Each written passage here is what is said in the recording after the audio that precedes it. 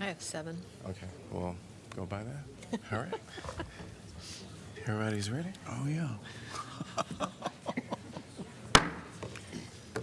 I'm going to call the meeting to order for the Iowa City City Council regular formal meeting on February 4th, 2020 at 7 p.m.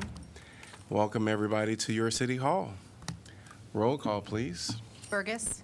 Here. Mims. Here. Salee. Here. Taylor. Here. Teague. Here. Thomas. Here. Weiner. Here. All right, so we have some special guests in here today that we're going to honor. Moving on to item number 2, which is the Student Leadership Awards. And I'm going to come up here, and I'm going to invite 3 people to the stage with me. Thank you. I'm going to ask that Hannah Braun, Benjamin Hacker, and Olga Tenev join me.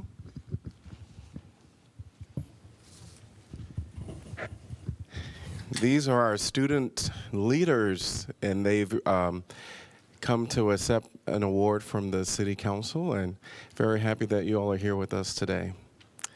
So we're going to start with you, Hannah, and what would you like to say today?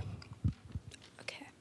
I believe being a good leader in any community involves helping others, being kind, leading by example, being a good listener, and being trustworthy. Ways that I show these traits include being a Girl Scout since kindergarten and being on safety patrol, where I love having a job that helps my school. I also enjoy assisting my teachers and peers in the classroom. I'm part of the junior staff at my after-school program where I help out the staff and younger kids as needed. I also love music and play in 2 bands along with volleyball and swimming. Thank you, City Council, along with my teachers and peers for this honor. Great. And you have some very special people here with you. Would you like to state their names? Well, Jill Braun, Terry Braun, and then my 2 teachers, Miss Cordova and Miss Mueller. Thank you all for coming and being supportive. All right, I'm going to move right over here. And thank you so much for being a part here as well. It's an honor to have this award. I think leadership is about being a good role model, having a growth mindset, and being a great example. I think I'm perfect for this leadership award because I'm positive, I do my work well, as a good role model would, and I have a growth mindset. One example of my growth mindset is math. I remember in Khan Academy, I was struggling to even get a single %. Now I'm doing 6th grade level math because I refuse to give up. In addition, I'm helpful. My dad said that there was a sick girl who was one of his patients. She wasn't feeling well, so I offered to give the girl my old National Geographic magazines. A day later, my dad updated me that I made a little girl's day. From then on, I felt pretty good about what I did. So this is why I think I earned this award. Thanks for giving me this award. All right.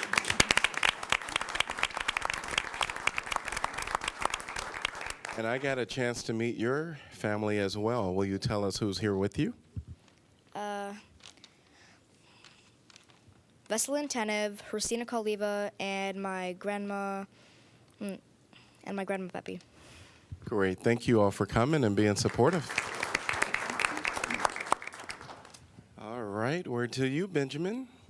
I'm Benjamin, and I think I was nominated for this award for several reasons. One reason is I am kind to other students by respecting people and their ideas.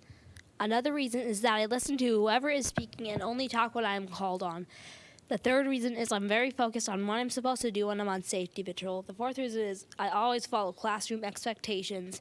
The fifth reason is that when I struggle with my schoolwork, I don't quit or give up. Finally, I handle it well when I go to crowded places like the lunchroom or classroom, even though I don't like them. Thank you for this honor.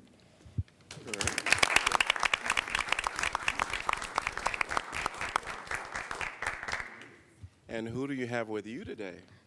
My mom, Dina Bashara, Miss Cordova, my teacher, and my 2 grandmas. They are super proud of you. Yes, yes. I am so honored to give this leadership award to each of you today.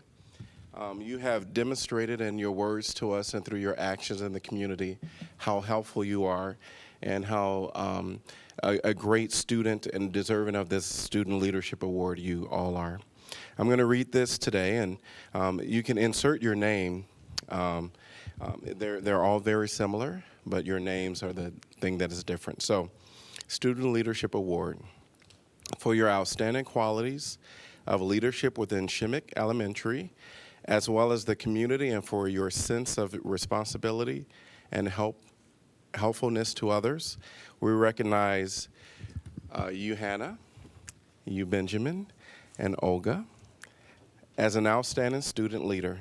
Your community is proud of you, and this is presented by the Iowa City Council today, and I'm so happy that you all are here with us. Please give them another round of applause.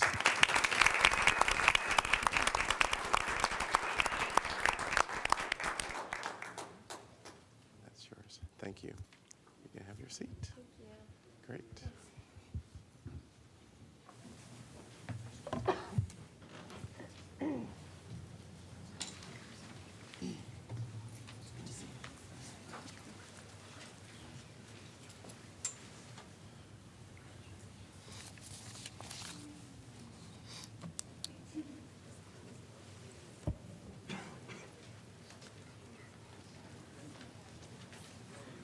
We're going to move on to item 3, proclamations.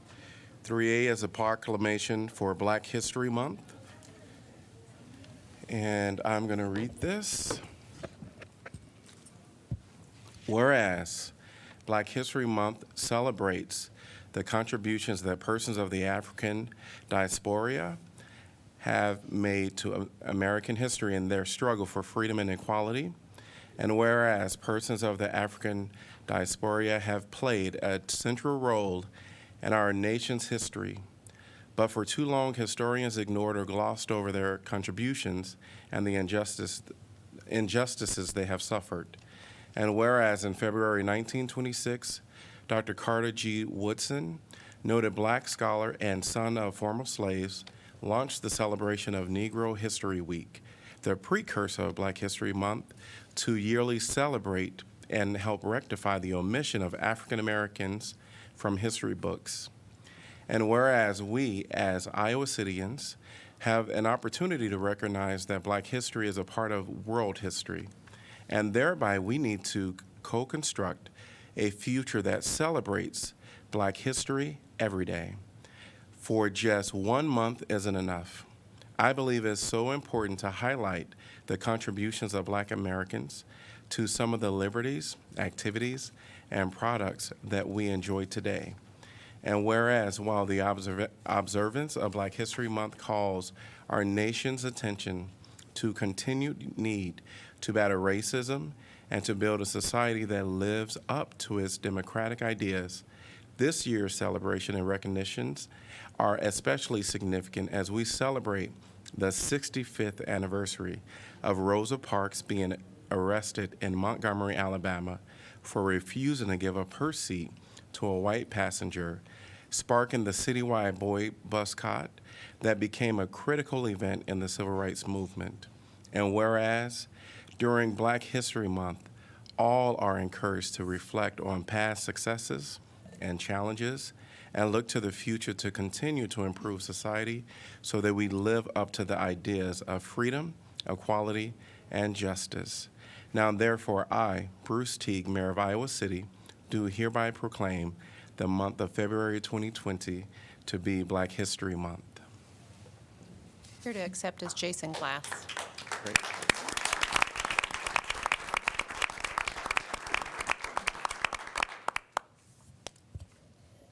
And Jason, I'm going to have you come up and receive this.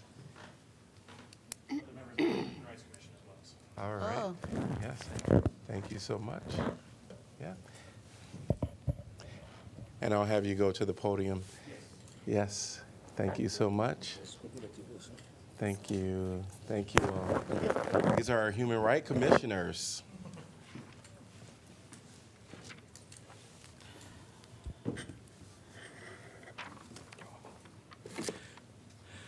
On behalf of the Iowa City Human Rights Commission, I formally accept this proclamation. It should go without saying that though it is entirely right that we should honor Black history, that honor cannot be confined to just 1 month. Black history is American and indeed human history that should be celebrated, studied, and reflected upon with unceasing rigor. Words are powerful, but primarily insomuch as they inspire action. Let us then use the words of this proclamation and the opportunity this month provides to highlight the parts of history that have been neglected. We encourage all to use this month as a call to actively learn, to pass on to others the stories that have been too often left out of our history books or part of our collective memory. Let us use these stories and facts to fill in any blind spots we have and understand a fuller picture of our successes, failures, and ongoing challenges. For only in examining the lessons history holds can we use them to build a better future. Again, thank you for highlighting Black History Month and for your continued support of human rights in Iowa City. Thank you.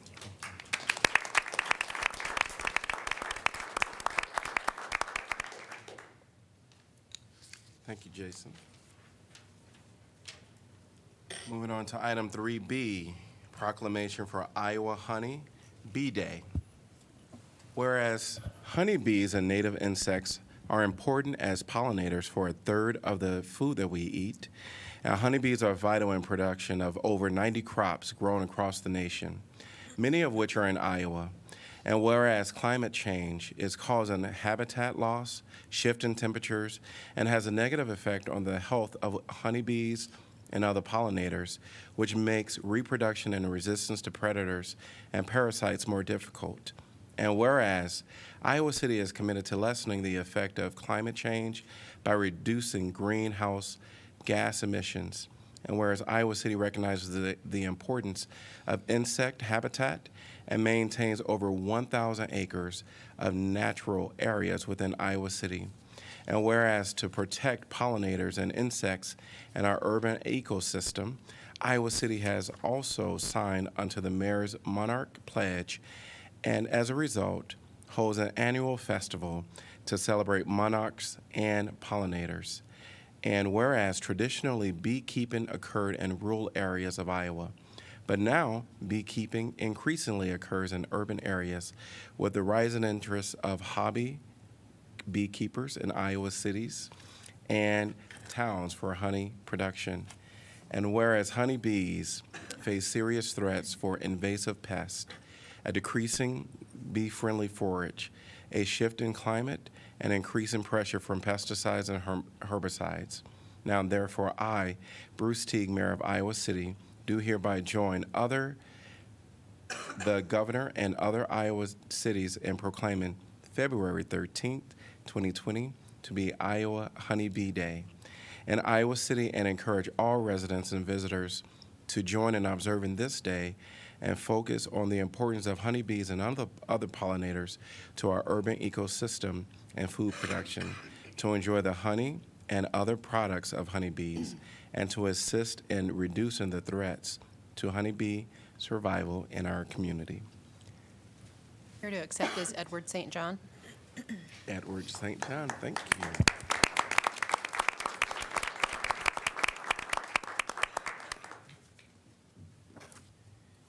Thank you. Thank you. Yes.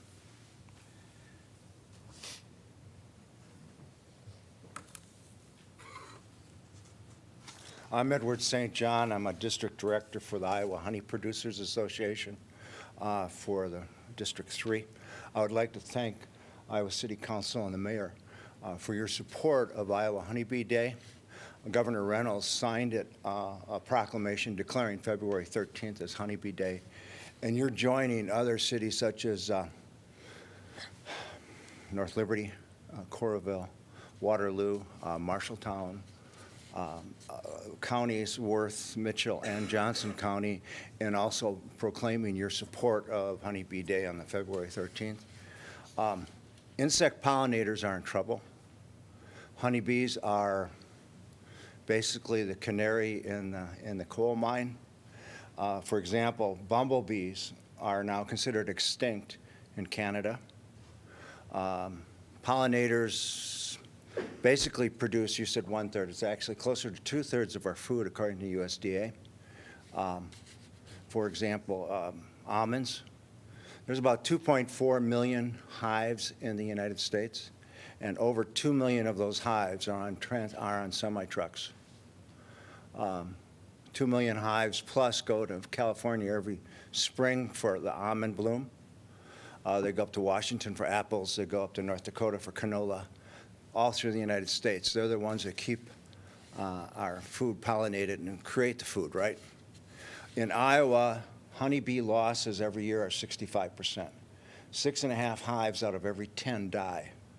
Nationwide, it's about 45%, which both levels are unsustainable. So your support of Honeybee Day demonstrates your commitment to the importance of understanding pollinators to our food chain and protection of our environment, and I thank you. Thank you.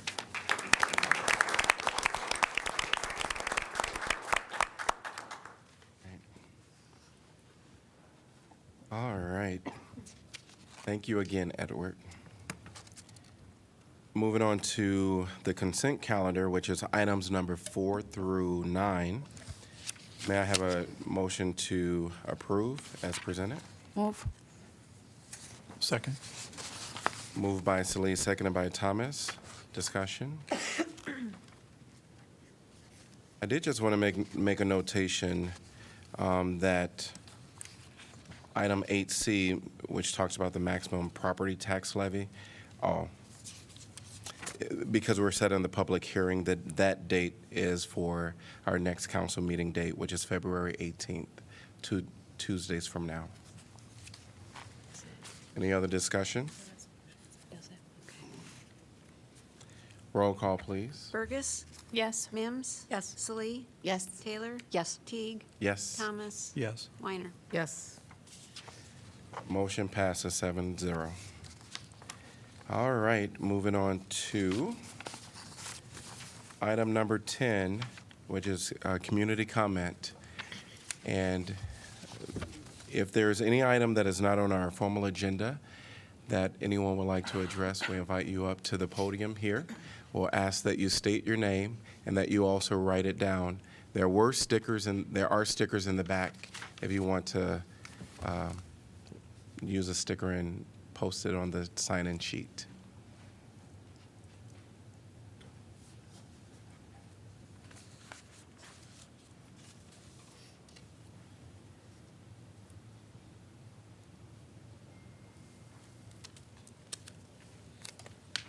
Good evening. I'm Mary Ann Dennis, and I've been the Executive Director of the Housing Fellowship for the past 27 years. With a history of a lot of supportive volunteer board members and a dedicated and talented staff, the Housing Fellowship has grown to have a reputation as being a responsible and successful community housing development organization.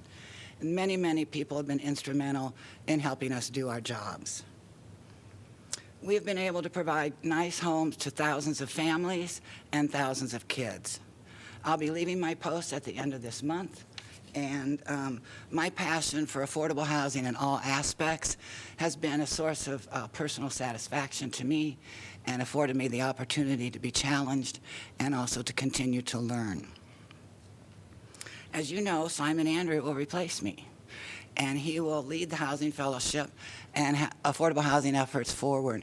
So you all know we're in good hands. But what I'm really here to say is thank you to the council, past counselors, and the Iowa City staff for your partnership and support. Iowa City has done more than any other community in Iowa to respond to and address the need for affordable housing. So really, thank you. Thank you so much. Thank you, Mary Ann.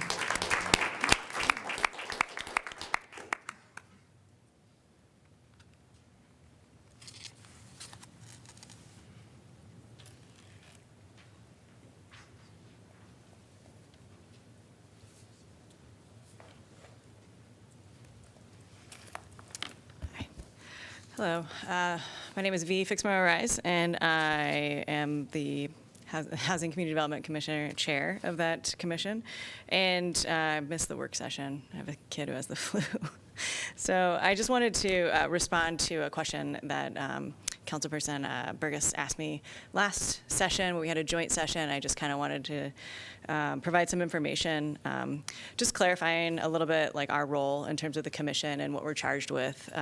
So I looked into the bylaws, and there's the website, of course, that has the paragraph on exactly our duties, and I can certainly read that. The duties are to assess and review policies and planning documents related to the provision of housing, jobs, and services for low and moderate income residents, to review policies and programs of the Public Housing Authority and the Community Development Division, and making recommendations regarding the same to the City Council. To review and make recommendations to the City Council regarding the use of public funds to meet the needs of low and moderate income residents, to actively publicize community development and housing policies and programs, and seek public participation in assessing needs and identifying strategies to meet these needs, to recommend to the City Council from time to time amendments, supplements, changes, and modifications to the Iowa City Housing Code. I think specifically in Article 3 for our duties under the subsection 2, it says review policies and programs of the Public Housing Authority and Community Development Division and make recommendations regarding the same to the City Council. So I think with the Housing Community Development Commission, we've really tried to find policies and procedures for making more transparency and to make the aid to agency process a little bit clearer for everybody. I've learned a lot.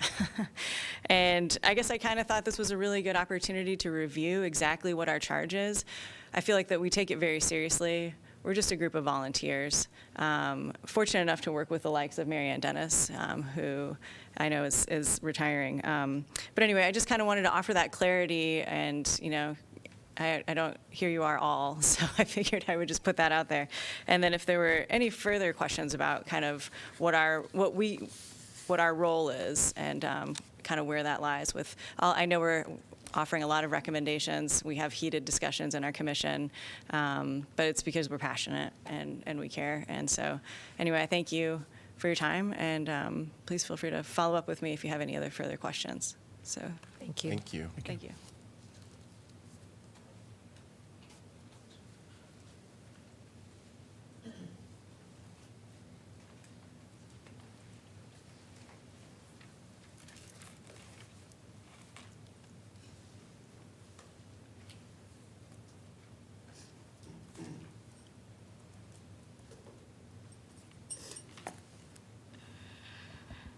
Hi, my name is Majid Adams, and to celebrate Black History Month, I want to thank all of you guys and stuff.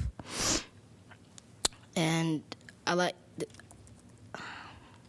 to celebrate Black History Month. I want to tell you guys about all the schools and how they're diverse. Iowa's a good school because every school you go to, you see they're all mixed, black and white, and that's what Martin Luther King taught and fought for. He died, he didn't know if it's ever gonna happen, but he believed in himself, and look where we are now. Thank you. Thank you.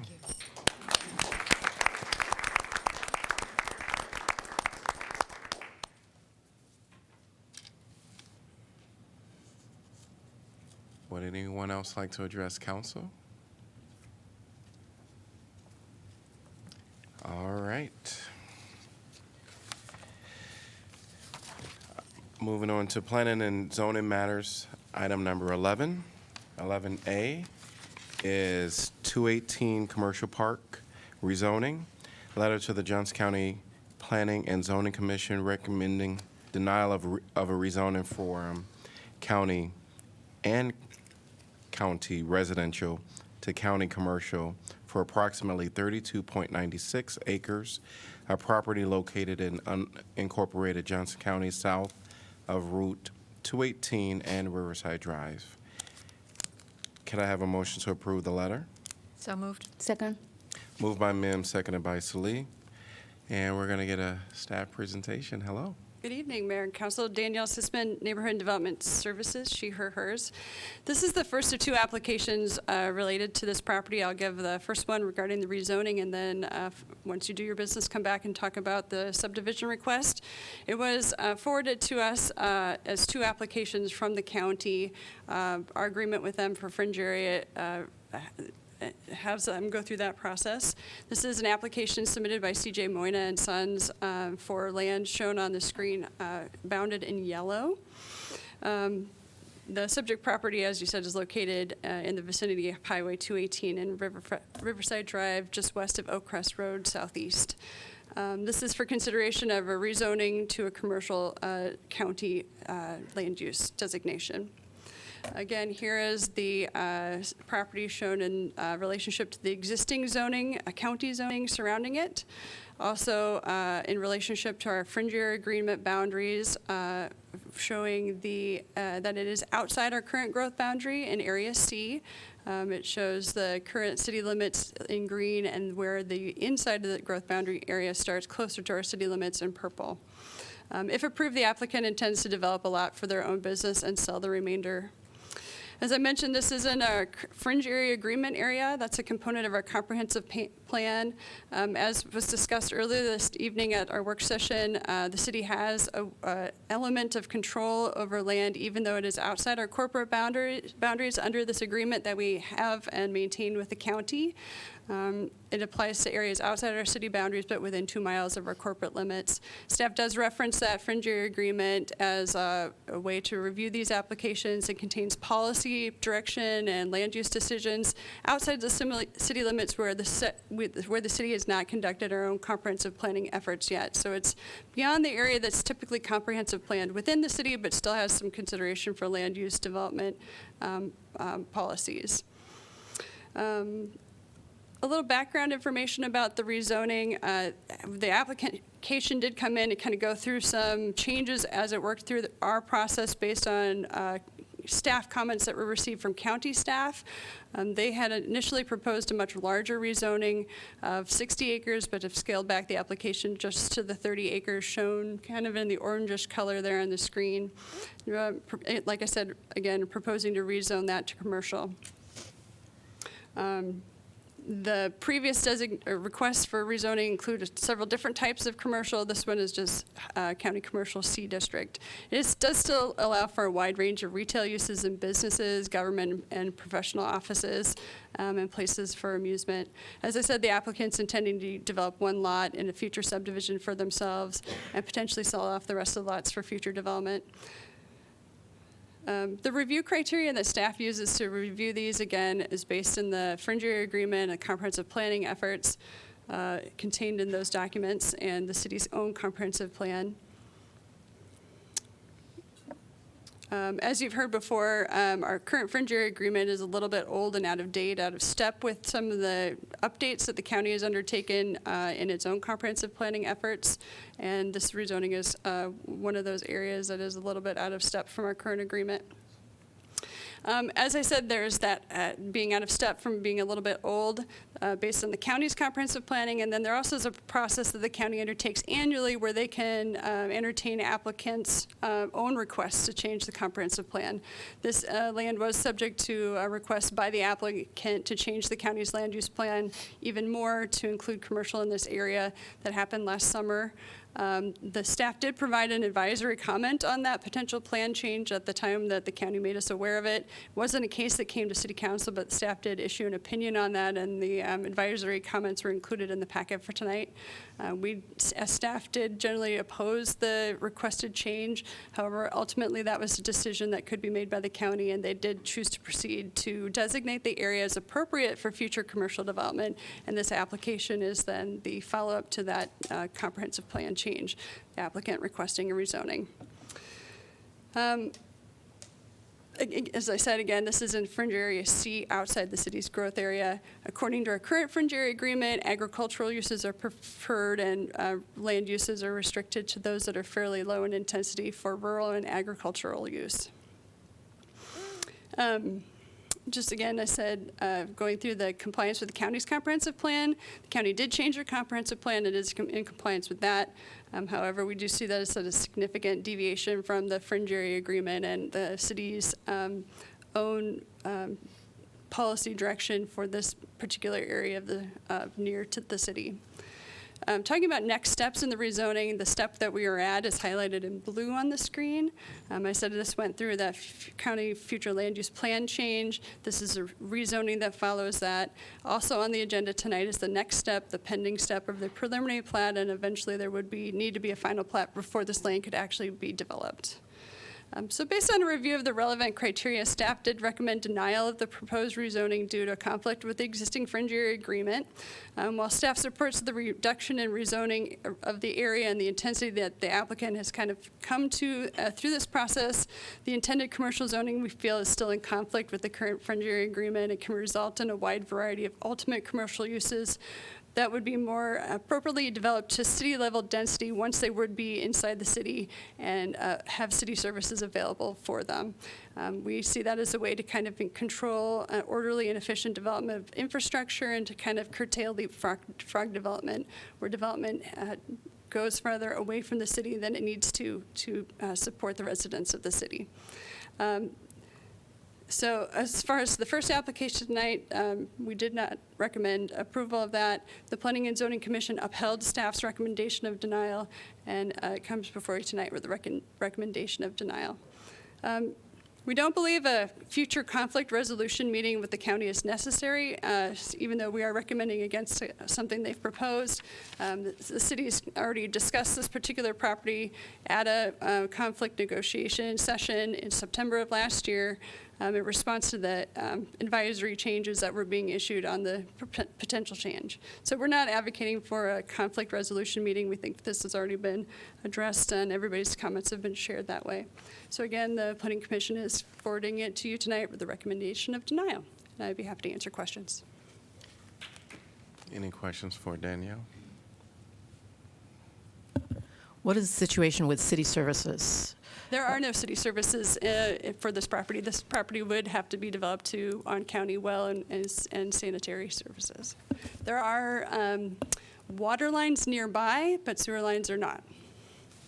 And typically we don't provide services outside the city corporate limits.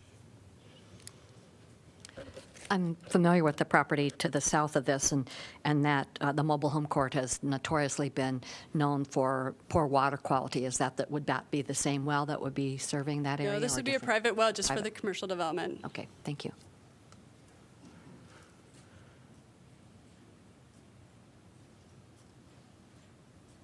All right, thanks. Would anyone like to address this from the audience?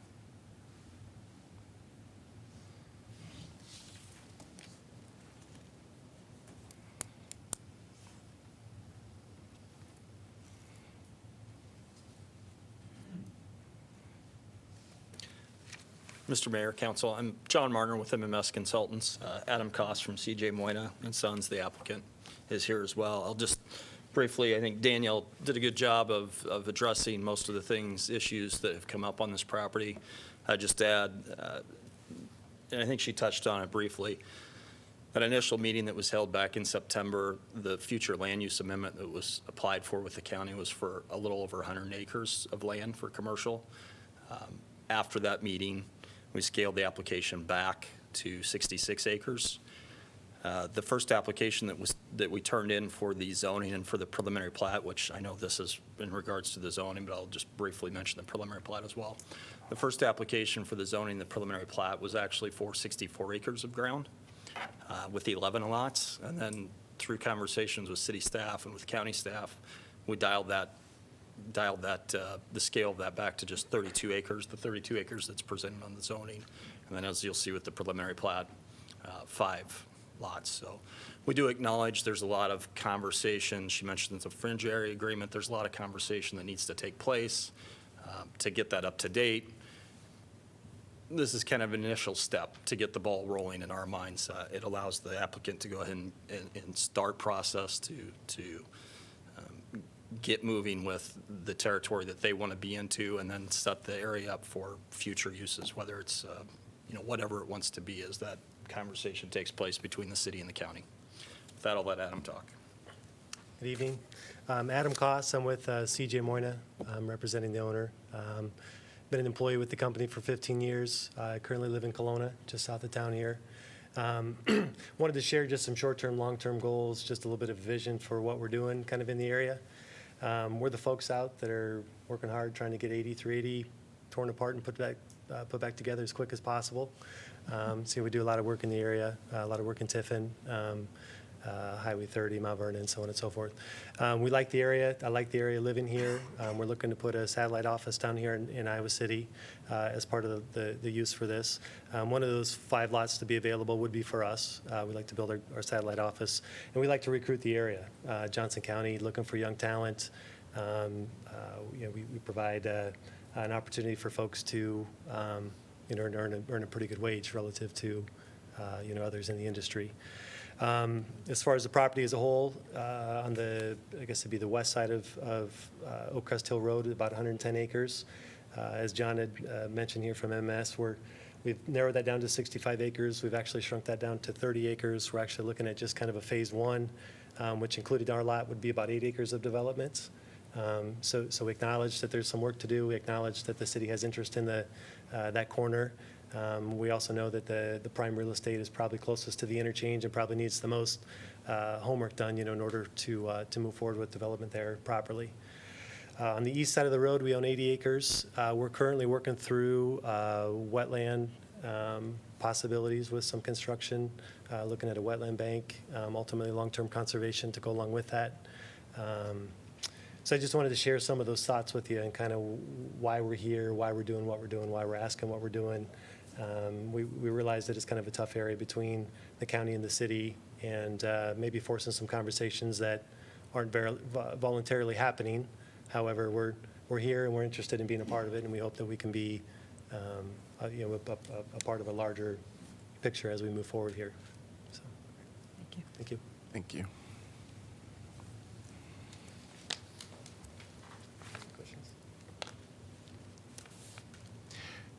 We won't have any questions. Okay, thanks. Yep. Would anyone else like to address this topic?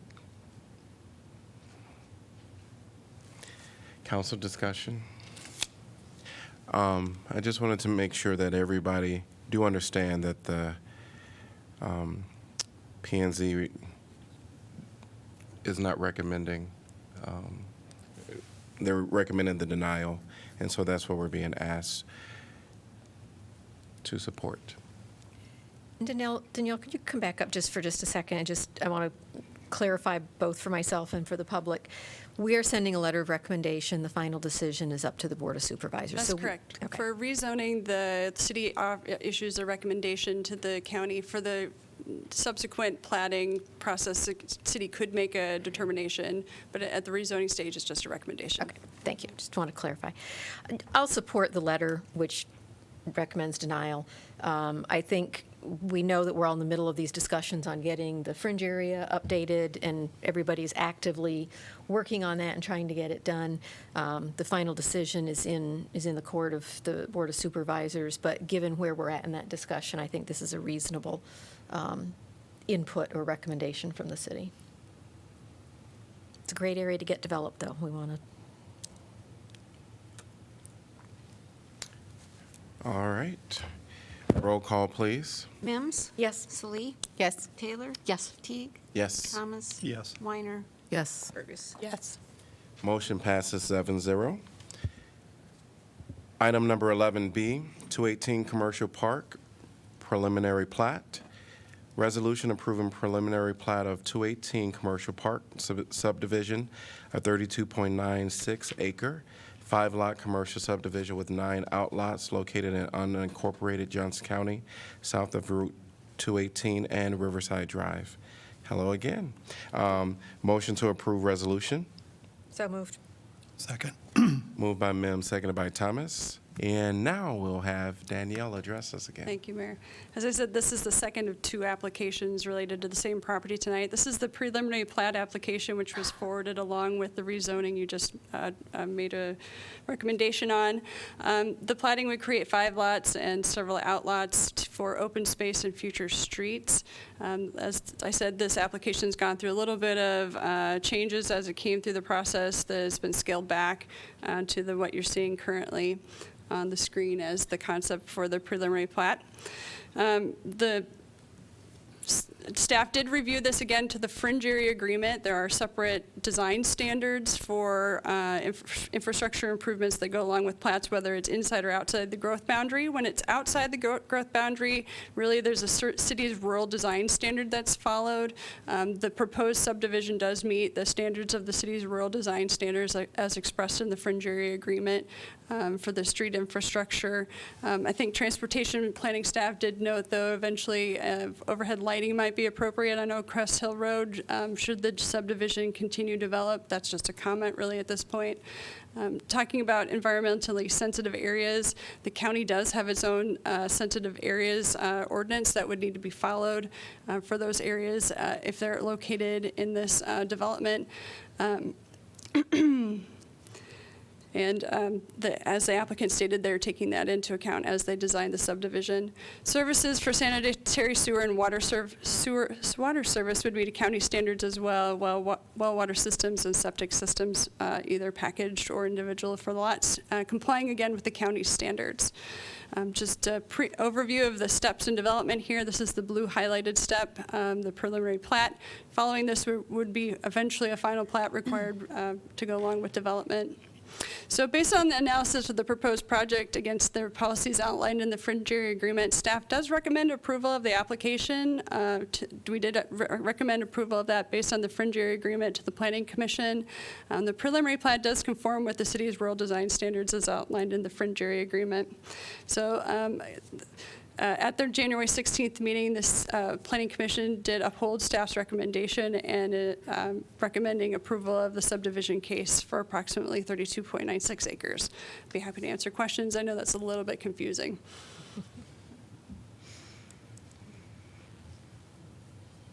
The approval is contingent on county approval of the rezoning. I think you're good. Thank you. Would anyone like to address this? I'll just really briefly add that in addition to meeting the rural design standards, the applicant actually is intended to go ahead and put curb and gutter in. They're trying to make this a desirable, even though it's a small subdivision, do it to a high level, a high standard to try to draw businesses into that area. Again, it's a high visibility corner, so he wants to set the table. They want to set the table up for good development down the road in the future too, and get off to the right foot. Thank you. Thanks.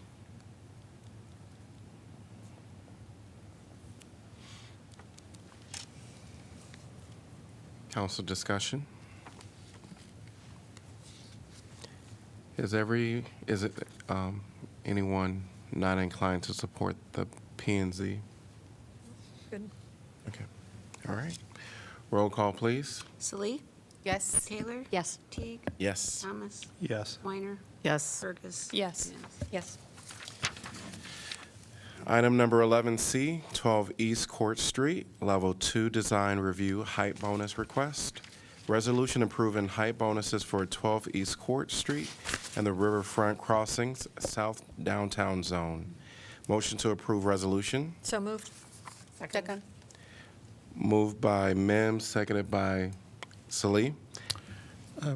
Bruce, I'd like to insert, I'm not sure if this is exactly the right time, but I would be interested in deferring a decision on this tonight.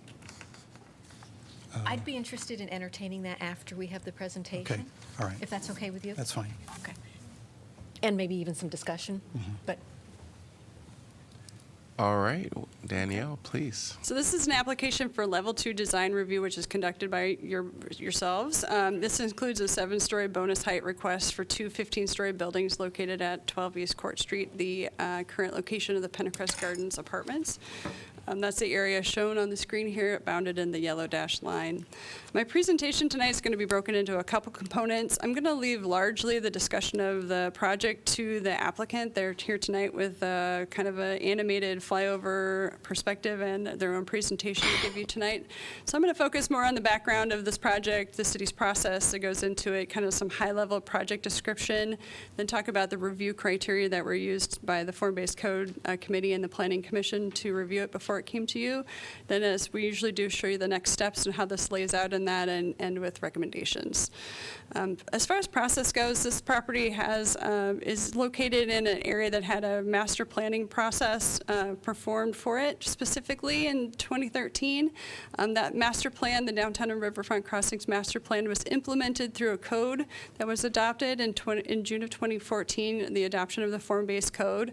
As you know, this was then rezoned to a form-based code district, the South District Riverfront Crossings District, in September of 2018.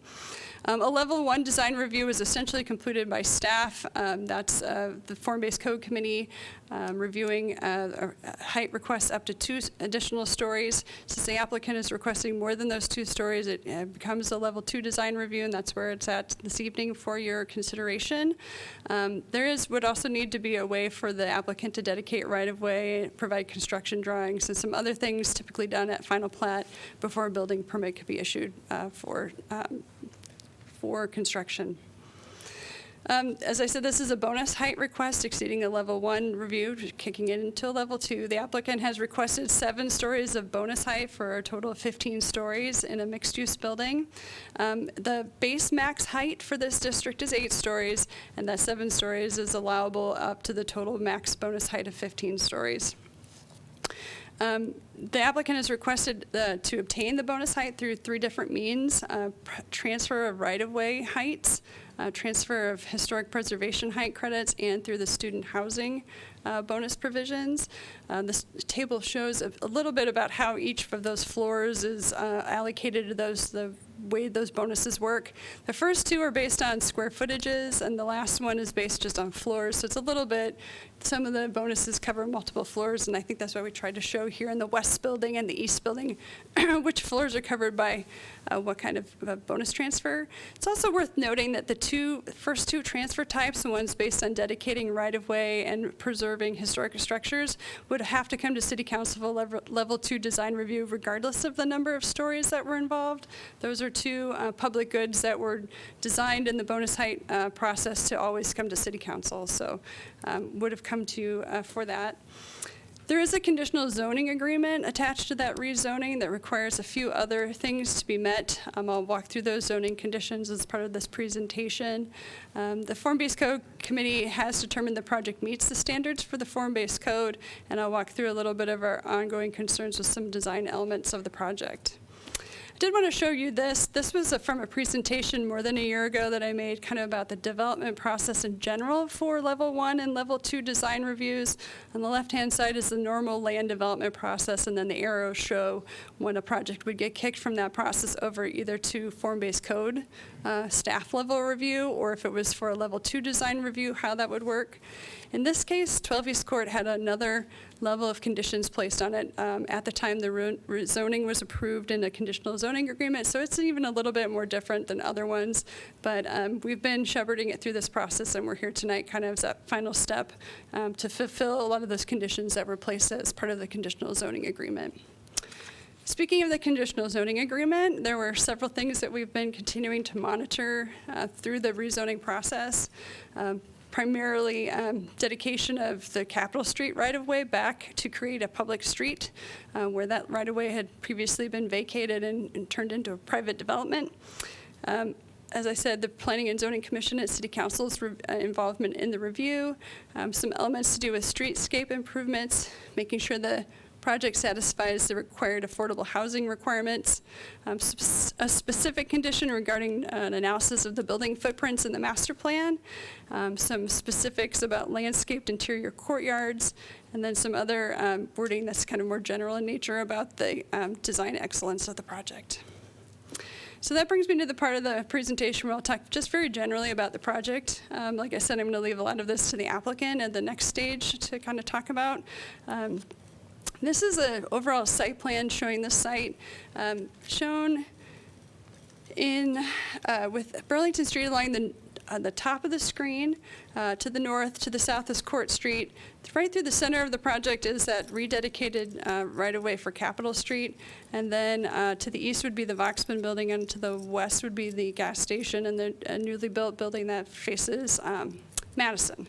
The building is shown here kind of in the beige or yellow color, I guess, on the screen up here as the footprints of the building, kind of the three eyes and a backward-facing C, I guess. Those are the west building to the west of Capitol, the east building to the east of Capitol. They show up this way at the ground floor because there's a courtyard shown in blue that kind of cuts through the lower three floors of the building, creating an open transit way through the building. This also shows the improvement of Capitol Street with angle parking, which I'll talk about a little bit later in the presentation. Also shows some of the kind of high-level landscaping elements to go along those streets in green. Color-coded in blue are the courtyards that kind of, as I said, cut through the building or are nested into the building along the public-facing Capitol Street. And then in lighter green are three of the courtyards that are more for private open space for the residents of the building. Talking about the building, we break it out into West Building and East Building. Just to kind of summarize the West Building, the number of dwelling units there is just under 500 in the current program of the building.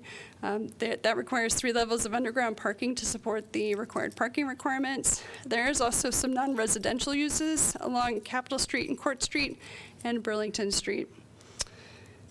This is just the West Building footprint, again, a little bit closer up, showing color coding of those uses along the ground floor.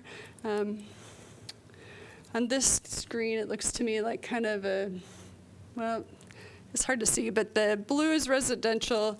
There's kind of some orangish, yellowish areas that are either office or retail space, and then there's some amenity spaces for the building as well. There's some ground floor academic spaces facing Capitol Street on the east side of the building that are programmed for computer labs and Wi-Fi services. And the majority of the recreational amenities for the 2 buildings are located in this building, including a half basketball court, track and jacuzzi area, and an outdoor pool deck. Again, here's that site plan showing the open space. I walk you through a little bit. The open space, they do meet all of their open space requirements and exceed them, in fact, for the requirements of the form-based code. Like I said, I'll let the applicant walk through some of the images that they've mocked up of their design and explain those design elements to you. Moving across the street to the east building, slightly fewer units in this building, 426 in the current program. Again, underground parking to support that. Again, non-residential uses primarily along the Capitol and Court Streets with some on Burlington. This is that floor plan shown for the east building. There are academic spaces as well in the east building, but the recreational uses are primarily located across the street in the west building. There is a restaurant shown on the floor plan for the 15th floor. Again, color coding those areas, kind of in blue, the residential, the greenish color, the amenity spaces, the orange, the office, and the yellow, the retail.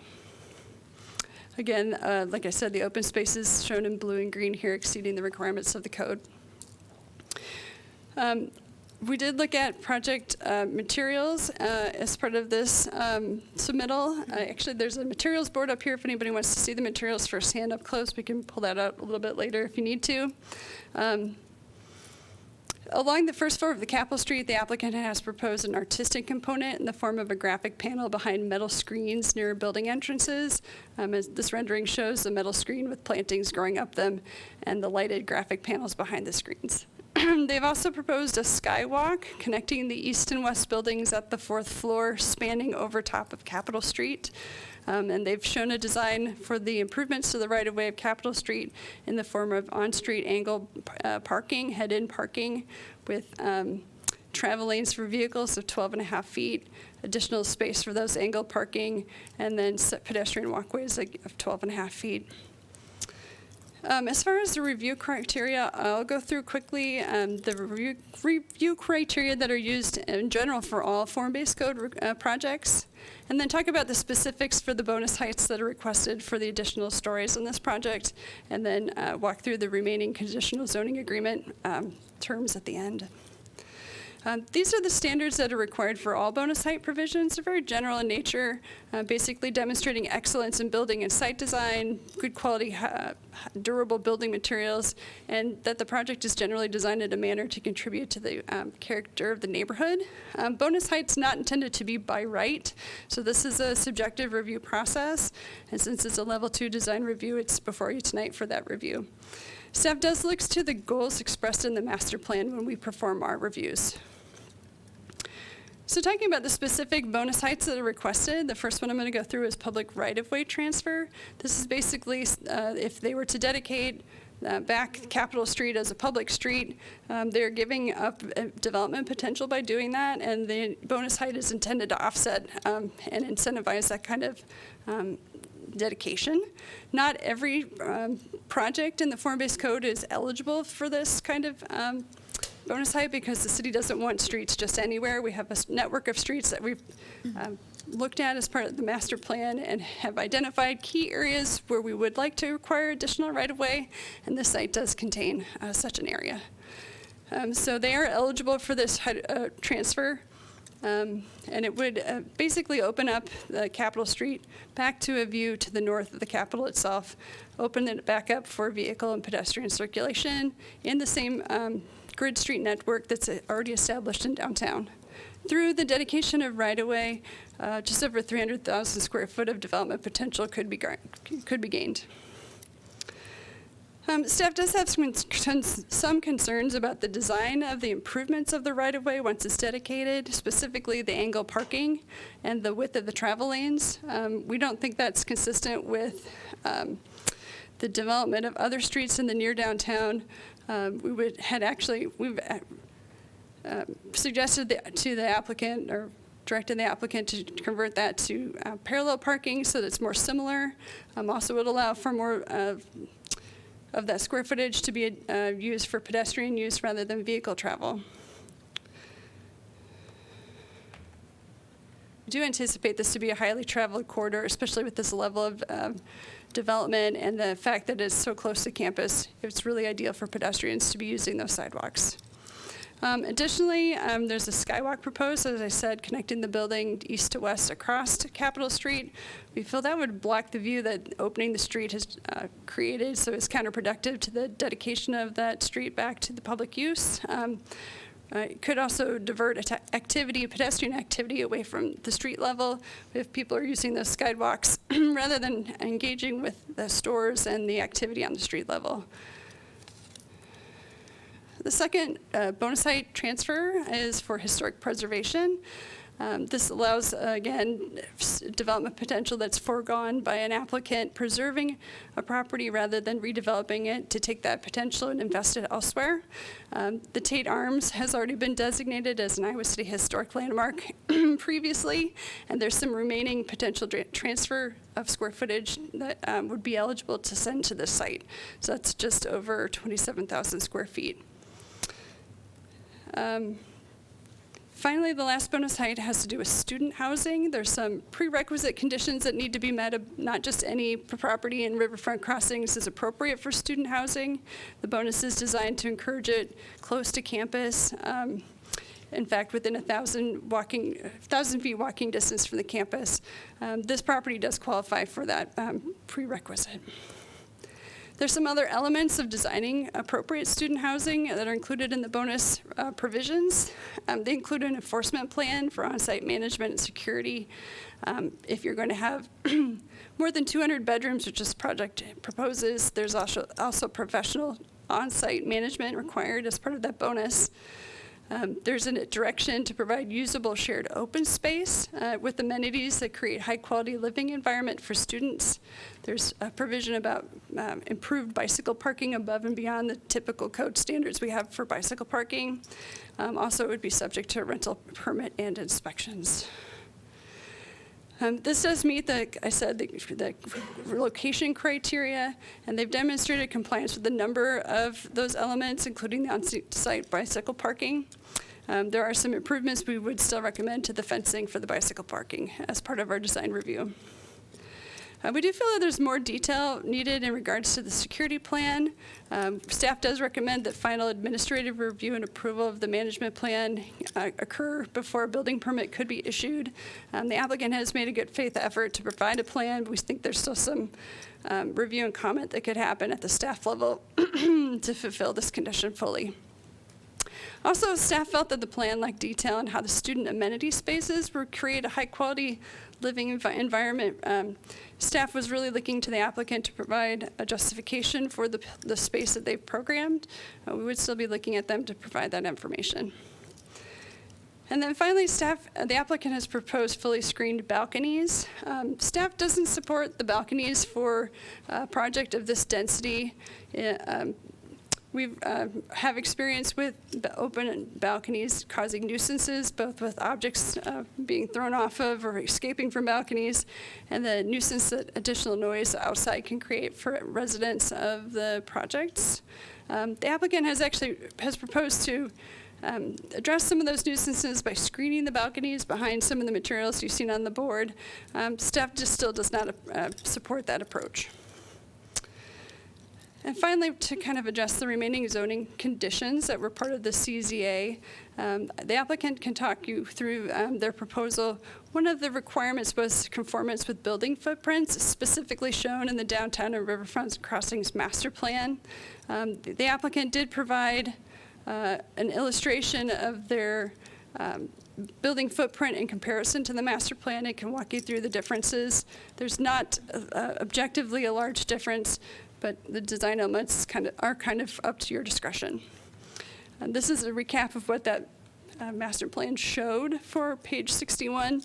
The area of the development is this area here, these 4 buildings shown on the master plan here. Staff will just note that the rest of the neighborhood is not developed in complete conformance with the master plan. The exact layout has already been altered by redevelopment in that vicinity, which was appropriate and just does not quite conform with the exact footprint of those buildings. So that's an analysis we would like you to conduct this evening to see if you're comfortable with the applicant's explanation of how they've met that standard. One of the other rezoning conditions was for landscape interior courtyard. The plans do show an interior courtyard in several places, most specifically for this condition, extending from the Capitol Street to the alley between the East Building and the Voxman Music Building. And finally, the requirement in general terms to demonstrate excellence in design. We've walked you through a little bit of the materials that they propose, being durable and high quality, including metal panel, terracotta, spandrel and regular glass, metal screens, and concrete. There are also extensive window and door openings on all sides of the building. Entrances to the non-residential uses are along Burlington, Court, and Capitol, and are at grade, really helping to create a more walkable environment where people can come off the street straight into those spaces rather than feeling that they're disconnected from them. They've met the setback requirements at the 5th story, and in fact have provided deeper setbacks on Court Street than are required. It's located between the Voxman Music Building, talking a little bit about character of the neighborhood, and a newer 8-story residential project to the south, in Johnson County Courthouse to the south. As I'm sure the applicant will explain, the site also does have some significant slope on it to ameliorate the effect of that height. As far as next steps, here we are at level 2 design review. Based on the relevant criteria, staff on the Form-Based Code Committee does find that the proposal meets the standards of the Riverfront Crossing Form-Based Code. Staff recommended approval with conditions and modifications shown on the screen here. I just want to highlight a couple. For the first one is removal of the skywalk. Again, we felt this blocked an important southern view of the Capitol. It could potentially divert pedestrian activity away from the street level and would not really provide a public benefit for having taken away from the environment in that manner. As far as Capitol Street, we feel like to better match the master plan and the downtown street network, the emphasis on sidewalk width should be re-examined rather than parking and travel lanes. The CZA does give the city final design approval. And then finally, balconies. Our staff concerned, again, with the open-air balconies creating a nuisance. Staff also wish to clarify that some comments have been made about University of Iowa support of the project and in relation specifically to skywalks. conversations that had been held with the university were quite some time a while ago, but the university has expressed to us that they don't generally support the east-west skywalk over the reopened Capitol Street. They talked kind of in general conceptual terms about a elevated walkway over Highway 1 or Burlington Street to support safe student travel across that street, but that's not really what's being proposed at this project at this time. So that was staff recommendation. This did go to Planning Commission as part of that CZA condition.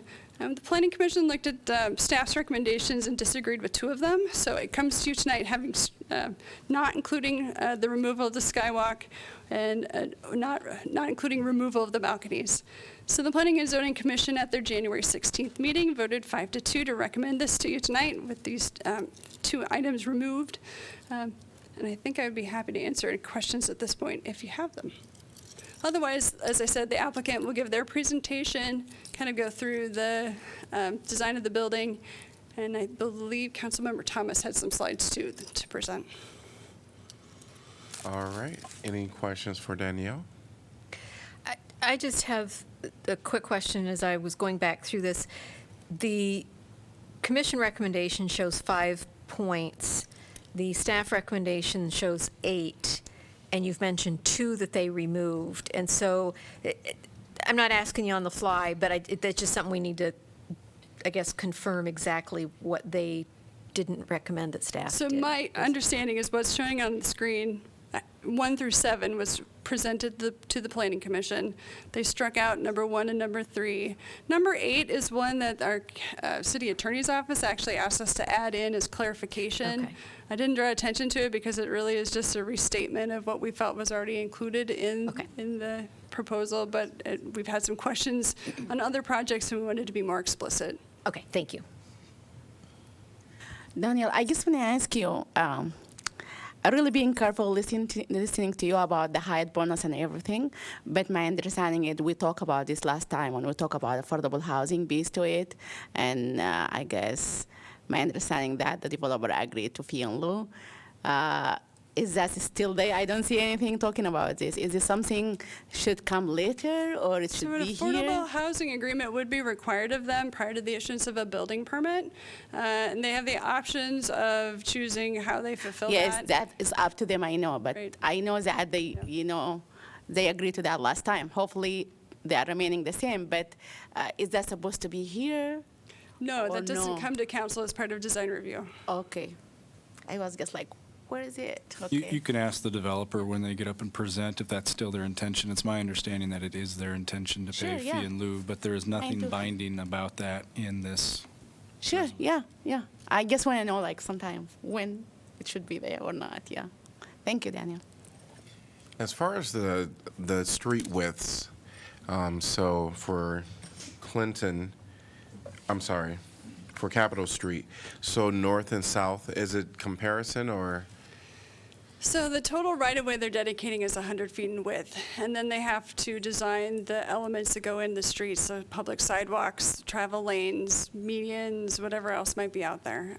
So my summary included the current proposal, which is 12.5-foot travel lanes, additional parking for vehicles on the street in the form of angle parking, which takes up more of a footprint than a parallel spot would. A parallel spot would only be a little bit more than the width of a car once it's parked. Angle parking is the whole length of car at an angle, plus some backing up and maneuvering spaces, and how much of the vehicle overhangs the sidewalk on the front. So generally, a parallel parking stall would take up less street space for cars and allow more space potentially to be allocated towards sidewalks.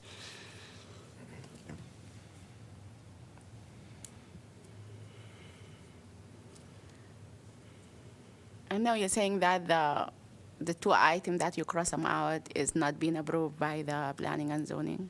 Planning and Zoning Commission Approve it. forwarded the recommendation to you. They recommend. So they would recommend not having any additional constraints on skywalks or balconies. But the staff is not recommended. The staff still our initial recommendation would still be what we would recommend to you. and how that work? Well, let me just We have to decide. jump in and just let you know kind of some more background on our thoughts. We're taking our cues from planning studies that we've done in the recent years, particularly with the downtown. You've seen what we did with Washington Street, where we've considerably widened the sidewalks there and moved to parallel parking on both sides. That's kind of the model that we would suggest with Capitol Street. To us, the angled parking goes about just everything that we've been talking about with council for the past many years.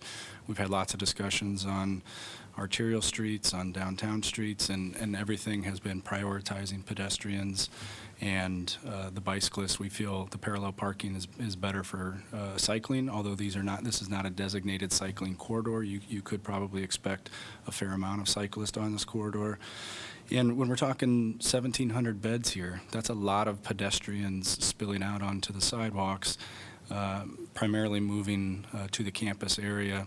And then when we think about long-term and the development potential in riverfront crossings, we talked about that a little bit at your work session, and we try to quantify the development potential that's still there in riverfront crossings and look at the ground that the university holds, particularly the surface parking lots that the university holds.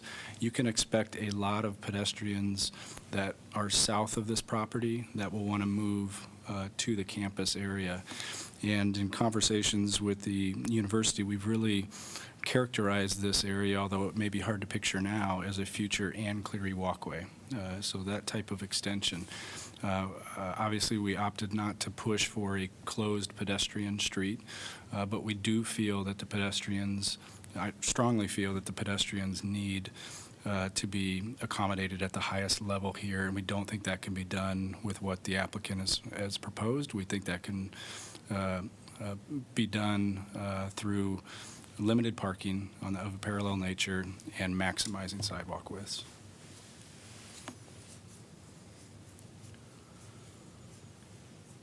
Any more questions for Danielle? Thank you. And there's someone here from the developer.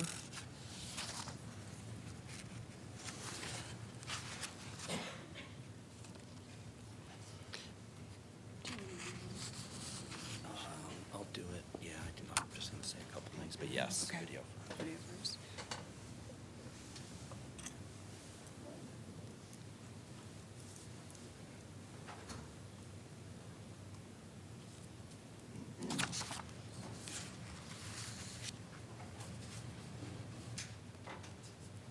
There we go. Okay, Rob.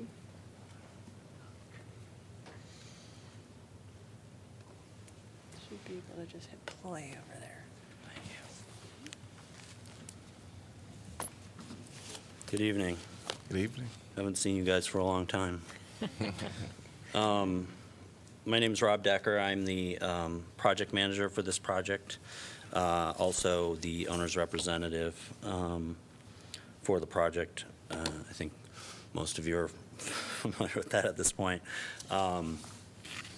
We have our architect here tonight as well from Newman Munson, who will be speaking a little bit after I do, and then I actually have a little bit of follow-up after that, if you don't mind. I'd like to, we're going to start with a video that the architect did. It's brief, it's 90 seconds. I'm going to then proceed through the same proposal I did for planning and zoning, pretty much unchanged. I wanted to make sure that we do pretty much the same thing for you that we did for them. You can watch the video again at the end if you choose to. If you want to see it again, we'll be happy to play it. And then we'll be here for Q&A for you, so, which I'm sure you'll have some. So,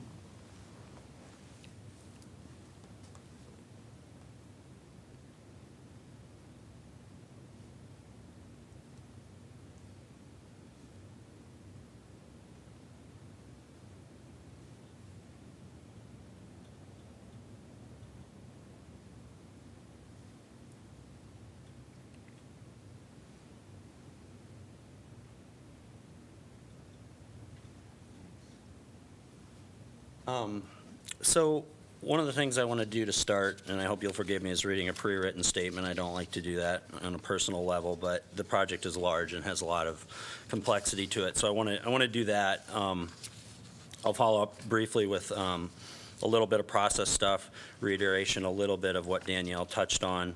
I want to get into the site. We'll have the architect speak to the building itself, and then I'll address the 3 items that staff doesn't support. And then, as I mentioned, we'll be here for your Q&A. So on behalf of our ownership group and design team, I'd like to thank all of you for the opportunity to talk about this project. I don't want to stand up here for an incredibly long time, but along with Newman Munson, we'll give you a little bit of a rundown of what you're seeing and what our design entails.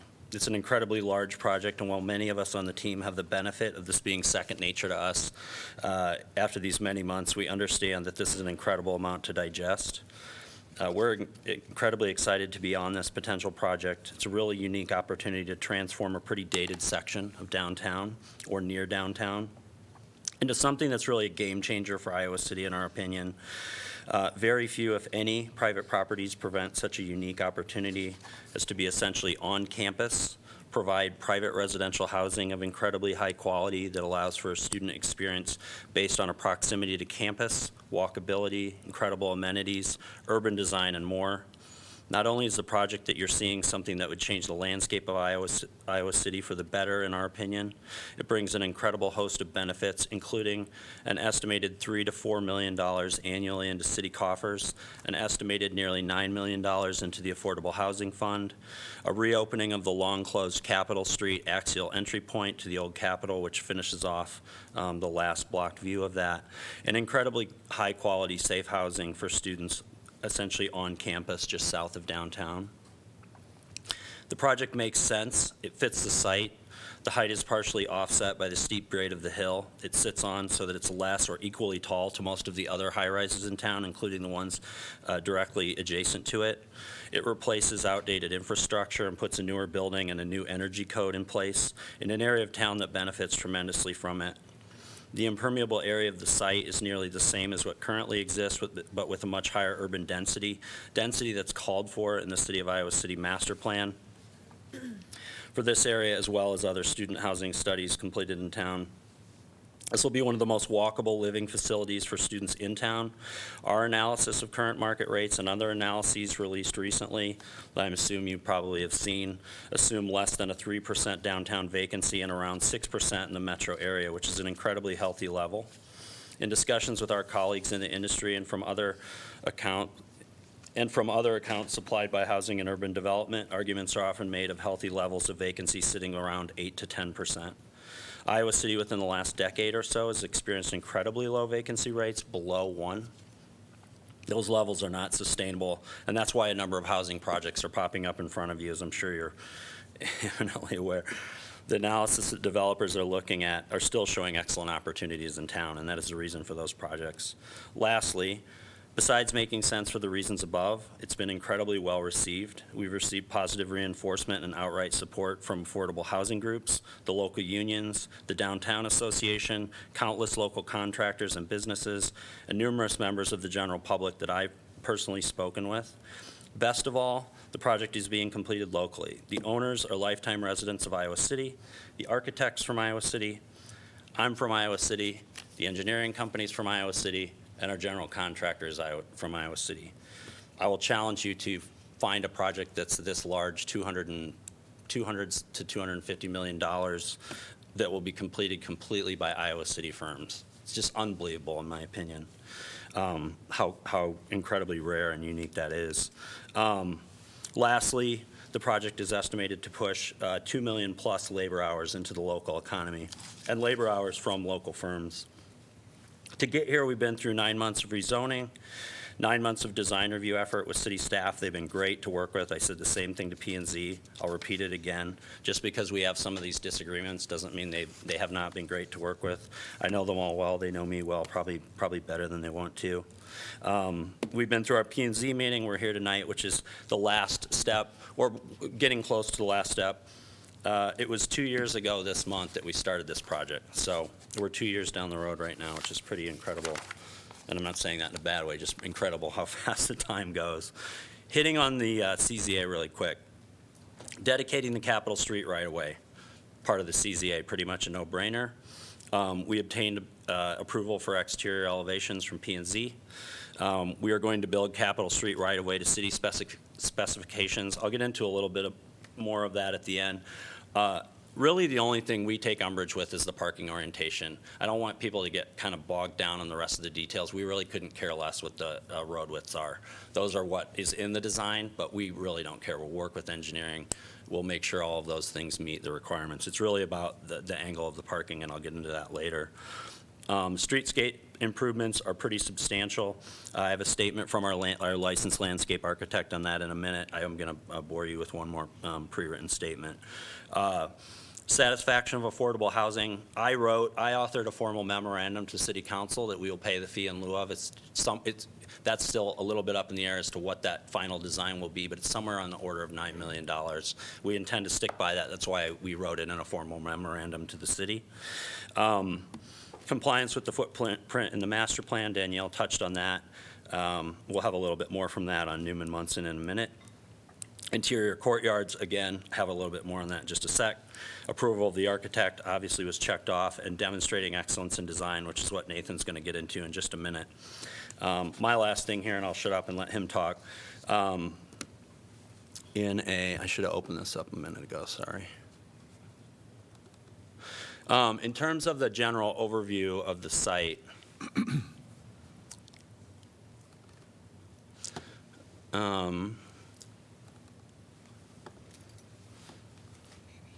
so what do I do to get that on the other one?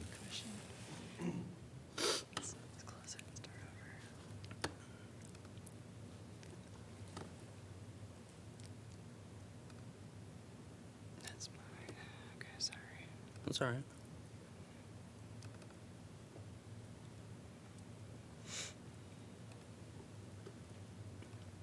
We kind of said it might be funky to put the two screens, so.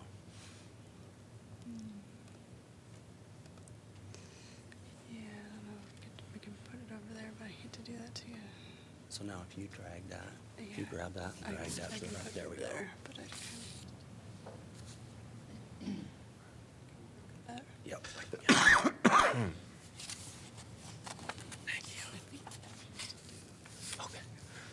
Thank you. So just running through the site really quick, just so you sort of have an orientation as we talk about it. This was our initial sort of layout that we wanted to do for the streetscape. Pretty similar to what you see now, which is right here. This is just the landscaping plan. The one difference that we were hoping to do, and really, only reason I wanted to bring this up is we were hoping to emulate Iowa Avenue up here on the west and east sides of the old Capitol, with a landscaped median down the center of Capitol Street and pedestrian refuges at the north and south ends with kind of a pinch section in the middle. We still have some of that, but from the get-go, our goal has been, this hasn't changed a ton. This is the current iteration. As I said, the width of these lanes is not really a concern to us. The widths of these sidewalks can be altered. Really, for us, it's about the angled parking, and I'll get into that at the end. But on the site, you have entrances into the underground parking down in the alley, down here in the southwest corner to the west series of buildings. And over here, and I know it's kind of hard to see, but through the alley that comes up by Voxman, there's another entrance into the underground parking for this side of the facility right here. So there's two underground entries to this point. The landscaping up here is kind of a linear feature that emulates Voxman to the east and the Wellness Center, which is down to the west. And then up here, down here on Court Street, the landscaping emulates it's not so much on the west, but what is up on the east block of Court Street. So these are blending in with the neighborhood on the north and south ends. And then there's a lot of public works and city input on this already in terms of the planter spacing, tree spacing, all of that. Most of that all of this landscape architect plan was part of the design review. You'll hear us talk about forecourts. That's these front areas, the 4 entry points to the building, and then courtyards, which is what we call sort of the private ones in back. There's 3. There's not a 4th one up here because of Voxman pinching that alley down. And then this is sort of the central courtyard, or what I would call the concourse, through up and down to the middle of the site, which is a huge, huge landscaped courtyard through the central portion of the site. It's got a really large setback, and Nathan will get into that, but it's got a 160-foot separation down here. It's really, we listened early on from very early days, going back those 2 years to what I referenced earlier. The site is really laid back and a lot less cavernous than the master plan shows, and we're really pleased with that. A statement from our landscape architect to kind of touch on what you're seeing up here, because I know it's hard to digest. An important piece of this project has been the carefully planned landscape features intended to create a beautiful space for pedestrians, motorists, and users of the building. Plants and paving materials and other site features were selected to complement existing nearby streetscapes to provide a seamless transition along Burlington and Court Street. Capitol Street will be aligned with trees, framing views of the old Capitol building to the north. Overstory trees will shade proposed parking and complement the surrounding buildings. The resulting tree canopy is intended to create a comfortable pedestrian experience along with the large beds of ornamental grasses paralleling the generous walkway connecting adjacent spaces. Throughout the site, unique planting beds reflect the architectural details of the building, as will the proposed colored concrete accents. Public entrances with seating will be enhanced with the use of ornamental trees, flowering shrubs, and a mix of perennials integrated into the surrounding streetscape with perennial beds that wrap around the building. All of our features are designed to integrate more green infrastructure into the urban environment. A courtyard space between the buildings will be flanked with vegetation and ornamental trees to create a strong axis while softening the hardscape. The addition of varied seating types, accent lighting, and the possibility of public or private art spaces will create an inviting environment around the building. With that, I'm going to let Nathan talk a little bit before I come back up just briefly, and then we'll be finished up. This is, if you want it, that building, that top button has the. Hello. Hello. My name is Nathan Griffith. I am an architect at Newman Munson Architects, and I am the project architect for 12 East Court. I wanted to start by, talking about 3 critical goals to the project that led to a lot of the decisions that were made. First being the the health and safety and welfare of the residents who will live in this facility. Their experience really drove a lot of the decisions and the critical pieces that we'll talk about tonight. And 2 of those are the balconies as well as the skywalk. We want to create a place for those folks to thrive as well. And so those are critical. I'll touch on those in a little bit. Secondly, very critical or important for the owner and the design team to create a project that contributes to the quality and the character of the neighborhood. And so as I'll talk through some of the form of the building and the materials of the building, all contribute to that point.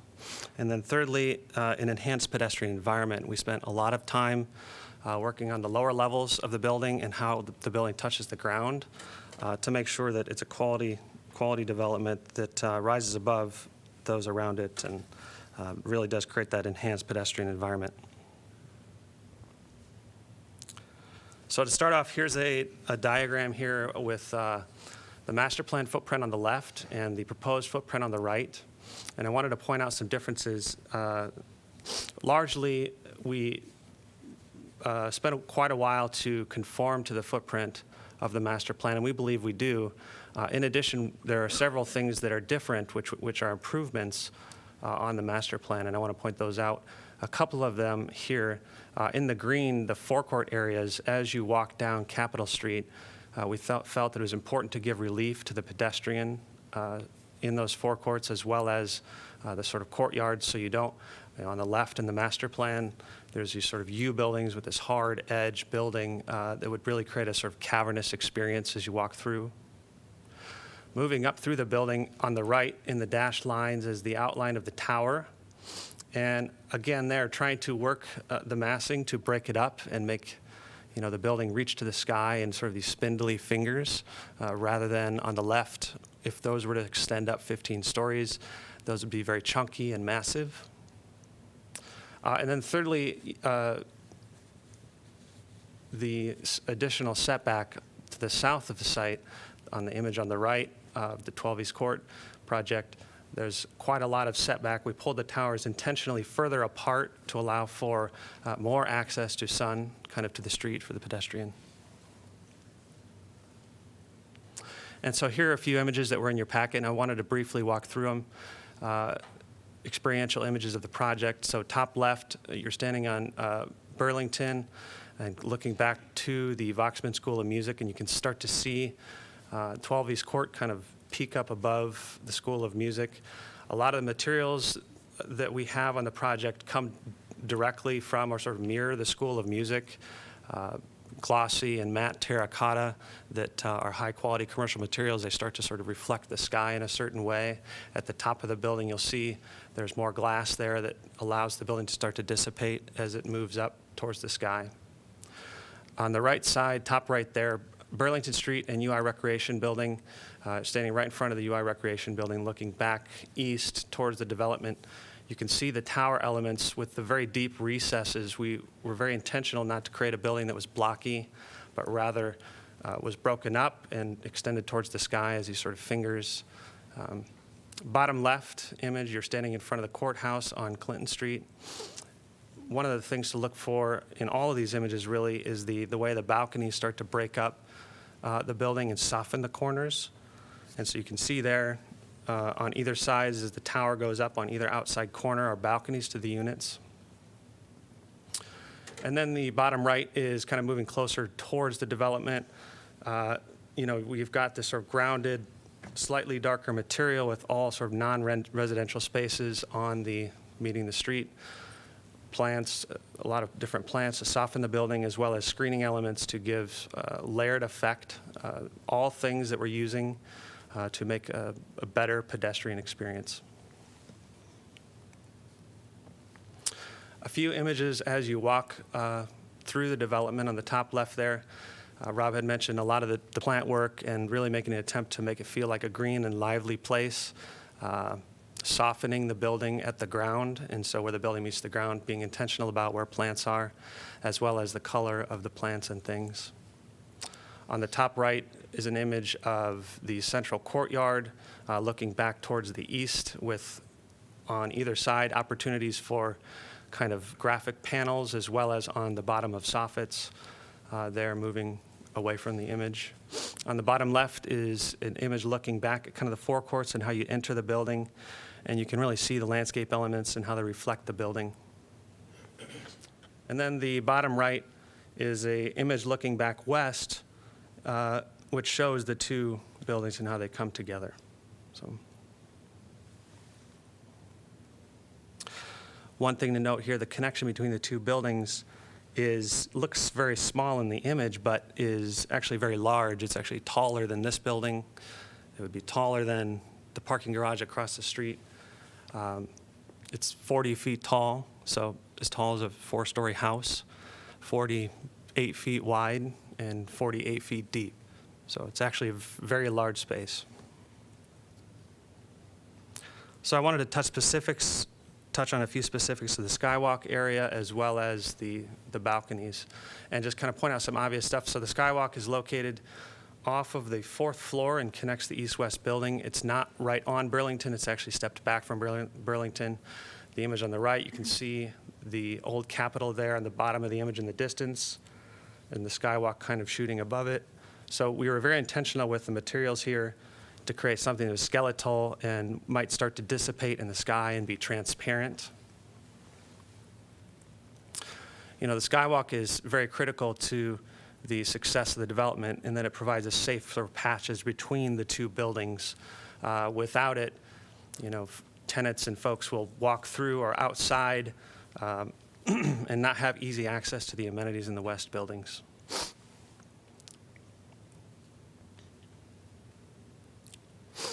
So to take a moment to talk about the balconies here, to point out just a few of the details, the balconies are a 15 by 5 foot area, so fairly generous size. On the long face of the balcony is a perforated metal and you have a sample of the perforated metal on the board here.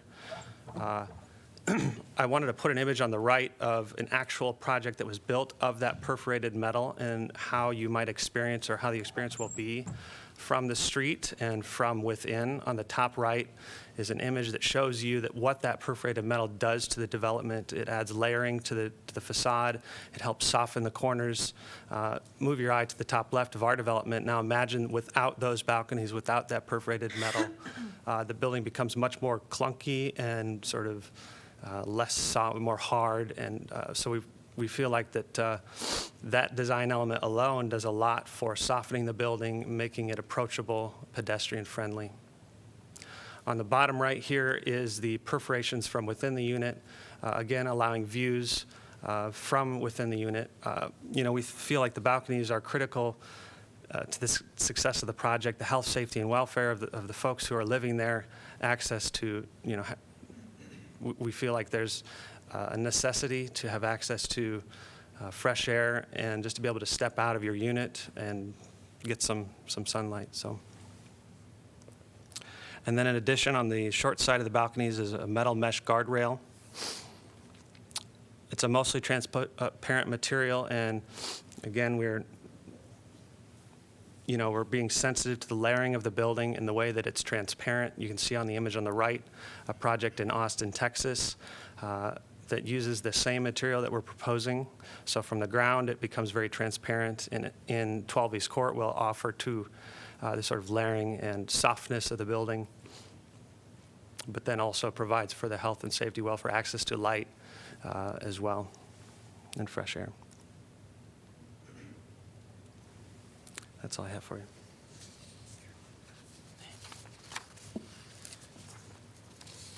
So lastly, I'd like to address the three issues from staff.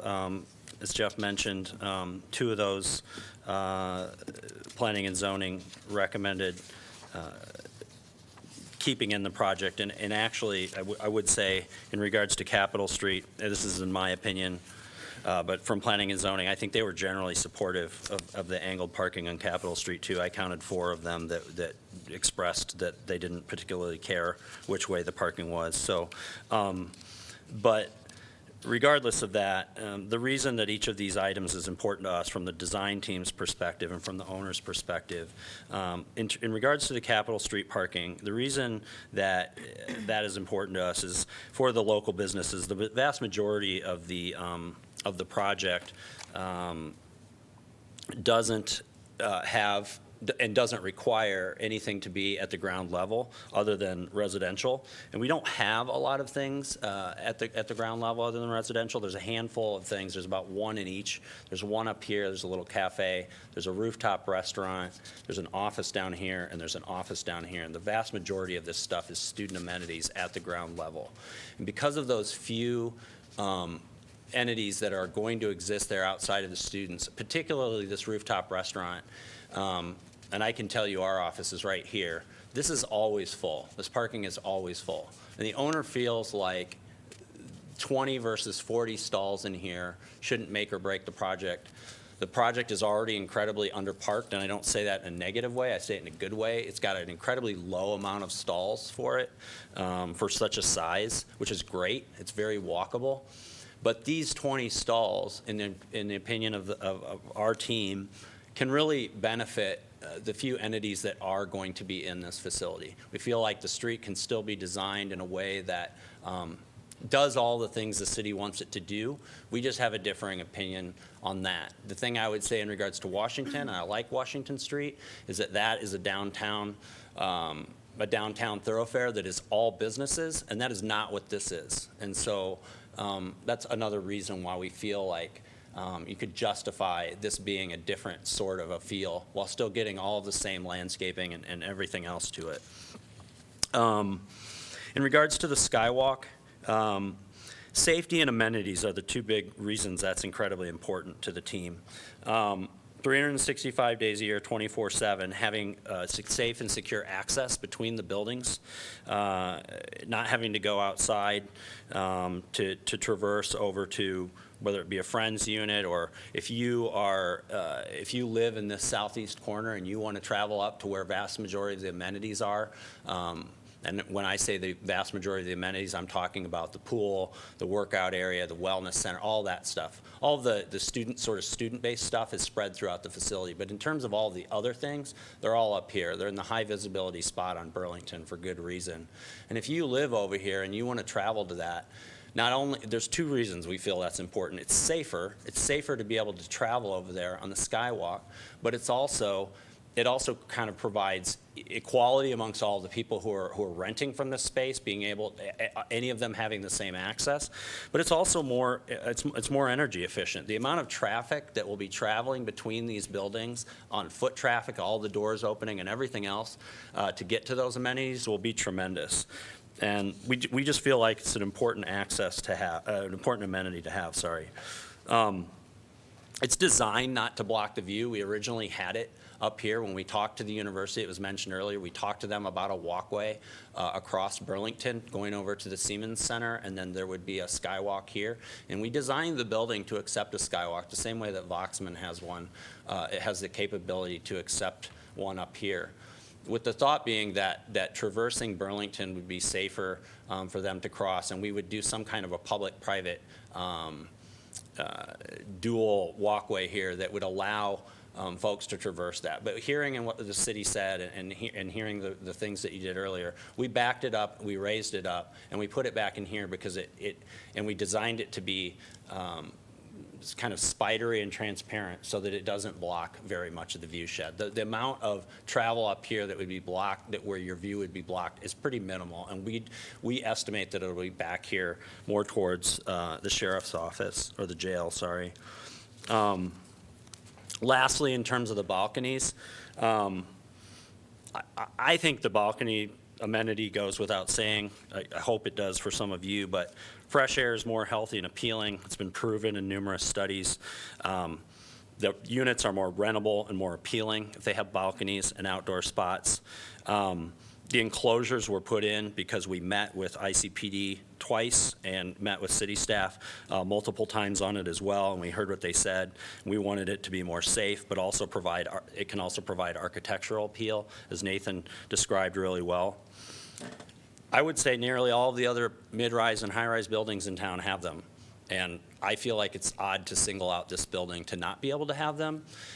Plenty of them have students in them, so I think saying because there's students in it, and I'm not saying city staff said that, they didn't, but if that were to be the answer, there's plenty of buildings that have students in them. So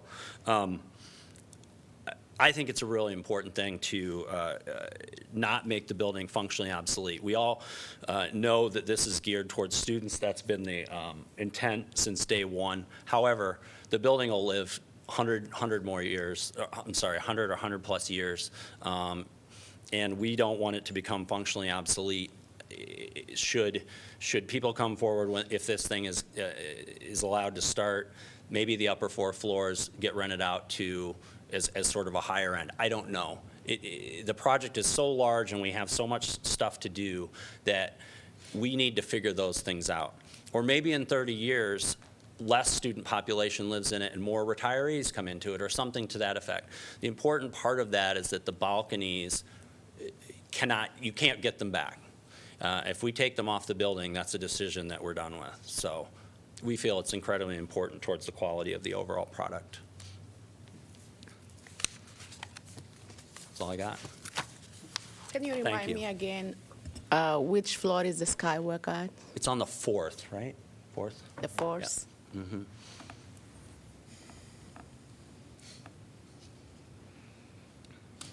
Rob, are there operable windows? I thought I heard that mentioned earlier. Is that correct? There are, I would say yes, and there are, Nathan can probably speak to that better than me, but I think the intent would be yes. If you want to pull something up. Yeah, the intent is access to fresh air, operable windows. Every bedroom would have operable windows. Every living space would have operable windows. Will there be a restriction on how wide they can open? Yeah, code does restrict, give a minimum. We're not to that level of detail. Okay. Okay. Yeah. Thanks.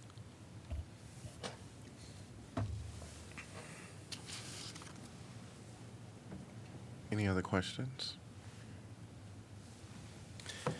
Would it be helpful to council if the architect walked you through the design board to tell you where those elements would be? Yes, that would be. Thank you, Jeff.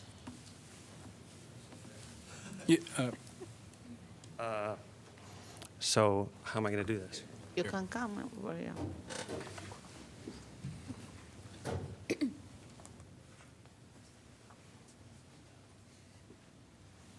All right, so it's fairly simple for the size of development. We have the white, glossy, and matte terracotta on the top, the same material used on the School of Music.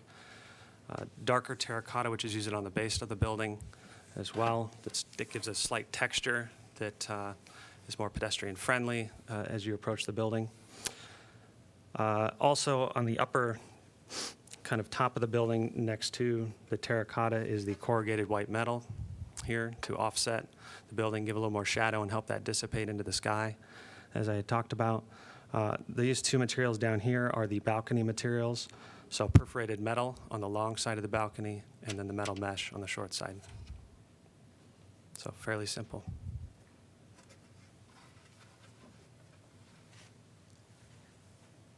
Thank you. So I know John had made mention of a deferral, but I wanted to at least maybe give people thoughts on how would you like to proceed from here? Did somebody say you had slides to present? I do have slides. I thought it would be part of when we would be commenting. Okay. But yeah, I was, I'd earlier asked if we could defer this 2 weeks, and I think the issues that I have are that this was publicly announced last Thursday, and this is, without a doubt, the largest residential project ever proposed in Iowa City. And I do think, there's a lot of material both presented to us as part of the project, and that in itself is a fair amount of material to try to digest, shall we say. But I also would like to at least give the public an opportunity to be exposed to this material now that we're having this, this meeting, and have their opportunity to read the material and digest it as well. Especially, again, this is a very large project, and with significant impact on Iowa City in many different ways. So I would ask you to consider deferring it for 2 weeks. I would agree with John, because I think there's still a number of uncertainties about a development of this size. And I think for the benefit of the new council members, some of us that have been around have heard some of this material, but have heard even more new materials today.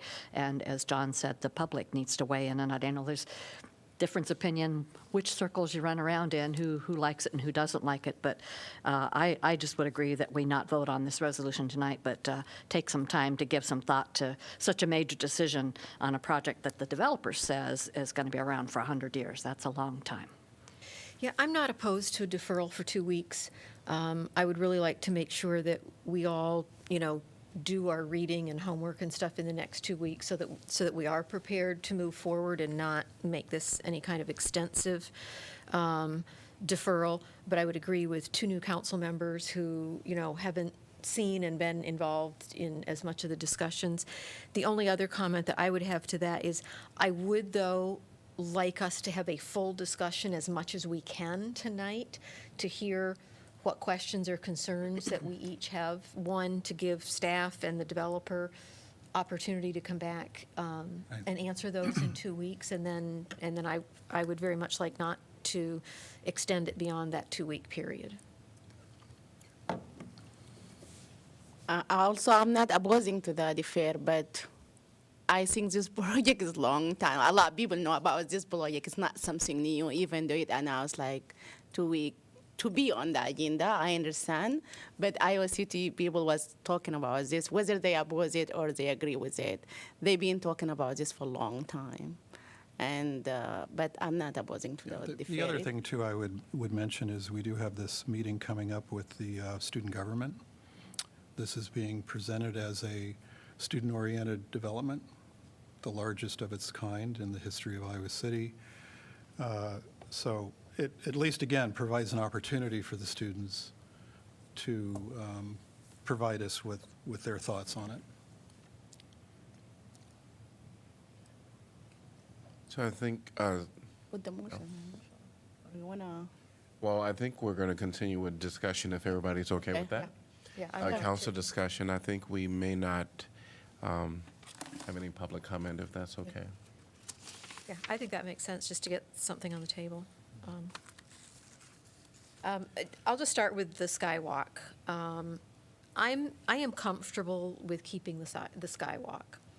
I'm assuming and hoping that the visuals that we were shown are an accurate reflection of what you see, but with it being on the 4th floor, and with the materials to kind of see through it, I felt comfortable that that's not really going to block the view of Old Capitol as you're walking to the north along Capitol Street. And I do think that I think it is an important feature in terms of safety and convenience, in terms of residents getting back and forth between the two buildings. So I'm comfortable with the sidewalk, and so I'll just leave that there, and maybe we can do kind of one topic at a time and get an idea where people are at. I'm not so sure that I'm in favor of the skywalk. In fact, I'm a little confused because you kind of give some conflicting messages. You talk about the skywalk and the students not having to go outside, but then when you're talking about your balconies, you're talking about fresh air being more appealing. So there's kind of two different messages there, that you want them to have fresh air, but yet you want them to be walking inside to this walkway. So I'm a little confused on that.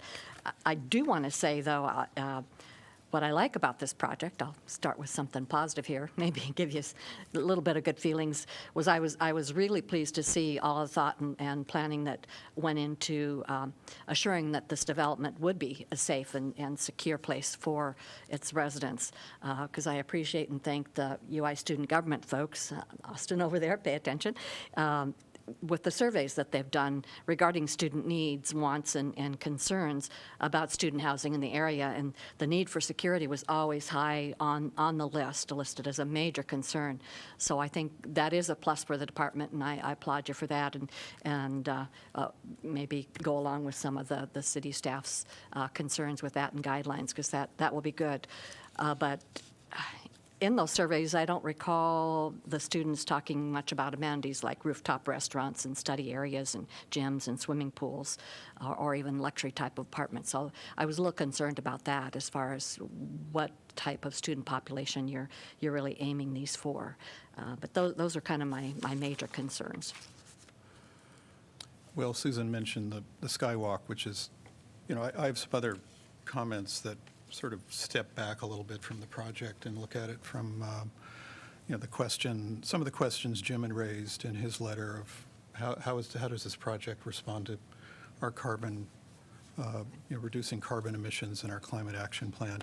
But with respect to the skywalk, I think that has a lot to do with the character of that block of Capitol that we're reopening. And it was interesting hearing the comparison with Iowa Avenue. And I think that's an accurate description, actually. And what I feel we will have, to a certain extent, with Capitol as it's being proposed, is a parking lot. Now, having a skyway over a parking lot, I don't find all that objectionable. However, if we are envisioning it, and Jeff mentioned Ann Clary Walkway, that is precisely the image I'm hoping we can begin to move this project toward. It's the same street. It's Ann Clary Walkway is Capitol Street north of the Pinacrest. we have the potential of creating and adding to what I view, or creating an extension of Ann Cleary Walkway, which I think is one of the most beautiful streets or corridors in Iowa City, and extending that to the south. Now, would I want a skywalk over Ann Cleary Walkway? I don't think so. I mean, if we try to capture that same quality that we have on Ann Cleary Walkway and extend it to include the this project, which is about a 4-block long length, we would have a dramatic north-south pedestrian corridor to complement our dramatic east-west corridor of the pedestrian mall leading down through the new engineering building with that breezeway, which is similar to what's proposed in this project, down to the new art museum and main library. So 2 really wonderful pedestrian-oriented corridors, one east-west, one north-south. And in that vision, I don't see a place for the skywalk. So one of the things about this project, I think when we're looking at student housing and this being kind of in the heart from a private sector where students can be and make it walkable, that's positive. I do worry about the vacancy rates. It was mentioned that there's 3% downtown currently, and then there's 6% in the metro area. We have a lot of projects going on, and I know that the vacancy rates will be going up, not just because of this project, but there's other pending projects as well. I think we do have to keep that in mind. People are concerned about vacancy rates. The other thing that I know we're gonna, we got a $9 million commitment from the developers. The form-based code for the riverfront crossing area, that was pre-me. And one of the things is that's there is the 10% of affordable housing, I believe, is the percentage amount. And you can do a fee in lieu of. And I just want to make a statement. I'm in agreement with the $9 million, but I think that when we're talking about opportunity for individuals that don't have the financial means to be in a 12 East Court, to me, it doesn't seem right to be able to buy that person out of an affordable housing and have them not have the opportunity to be and experience what other students will experience. And so that doesn't seem equitable to me at all, that we would take the $9 million because it's more than money. It's about the experience when you can be exposed to someone else that come from a different maybe financial background than you that has had opportunities. And it makes a difference when someone can be around other people that is outside of where they've been. And so, for me, the affordable housing, it has nothing to do with the developers. It really is everything to do with the form-based code, which doesn't resonate with me, but I at least wanted to mention it. We'll take the $9 million, but that $9 million, it does not compare to the opportunities that someone that is a student that can be in that building and experience something that would give them something that is unimaginable. So, we're talking about balconies, we're talking about skywalks, we're talking about parallel parking. Tonight, I'm not going to too much focus in on that. I'm just taking it all in. But I'll come back with some comments at the next meeting. I'm not opposing to the skywalk as long as the view that I saw is accurate, because I can see the capitals and can see everything. I think I just like the view, and even though this is a video and I don't know how it's gonna look like that or not, but this is nice. Hopefully everything that we saw here will be the same. I'm not by any means opposing to the skywalk. I would like to thank you for keeping your commitment for the fee in lieu. I understand the concern, Bruce have, and Austin is here. I know that we need affordable houses for students, but believe me, I want everywhere here where we have 10% on the rise, where you get affordable. This apartment or this room, it will be sold by room, I guess, not sell, it be rented by room, and the room will be furnished. This is expensive for a student to live there. It was almost, when I went and asked the 80%, because they're using the 80% of the area median income, and I said, how much is it? It was 800, almost. 800 per room, furnished. This is not going to be affordable for low-income students. But my understanding is the $9 million will be spent in Riverfront Crossing. We're not far away, and will be like more of a we can build or we can use it. I don't know how. As long as we have the money, a lot of ideas will come later, and we will have apartment that could be rent for students, could be rent for just like regular low-income families or anyone that will be affordable forever. That's why I was pushing the fee in lieu. But again, I want to thank you for keeping your commitment, and I'm not opposing to the skywalk. My question about the skywalk, I think, is less of the aesthetics and more of the diverting pedestrians off the street. So, I mean, as I understand staff's concern, and I would share that creating kind of a habit trail, between the two buildings and isolating those students within the development doesn't seem like a good use of that public open space when you're trying to promote the benefits of those public areas of the courtyard and the kind of the open 40-foot tall, 4-story tall linkage between the buildings. So that's a little incongruous to me, but I do appreciate the comment about saving energy in terms of opening doors and that kind of thing. Is that something that would be quantifiable, do you think?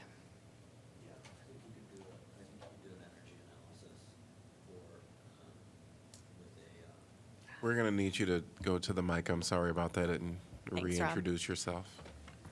I think, you could do a ComCheck analysis and focus it specific, which is one of the government's energy audit programs. There's some other ones that we use too, but yeah, you could do an analysis of that. We do that with other things. We do that with pools that have, like Robert E. Lee has that, open and close to the outside. You have to do those sorts of, it's complicated, it's complex, but yeah, it can be done. Because overall, with a building of this scale and longevity, I appreciate what you're saying, that it would be built to last 100 years, but it's disappointing to not have more of an emphasis on the sustainability or the environmental impact and minimizing that for the scope of the project. So I just, to me, that was relevant in terms of the skywalk. Are there other skywalk comments? Sorry, we're trying to go categorically here. I don't think so. Yeah. I tried. I guess one question I would Seems have to be drifting. in relation to the skywalk, is this something that you could add in the future? Yes. Okay. Yeah, it would be one of the, the architects would understand it better than me, but we've done that. Not we, but that's been done. There's one behind the new hotel that goes to the city parking ramp. It might have to be done a little bit differently, but if you're going to potentially do it like they did at Voxman, you can sort of create a structural landing pad for it that could be landed on later. Yes, you could add it later.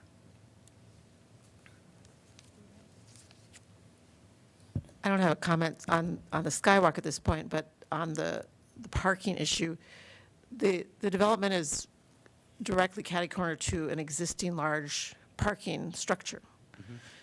And one of the goals of council for some years now has been walkability, reducing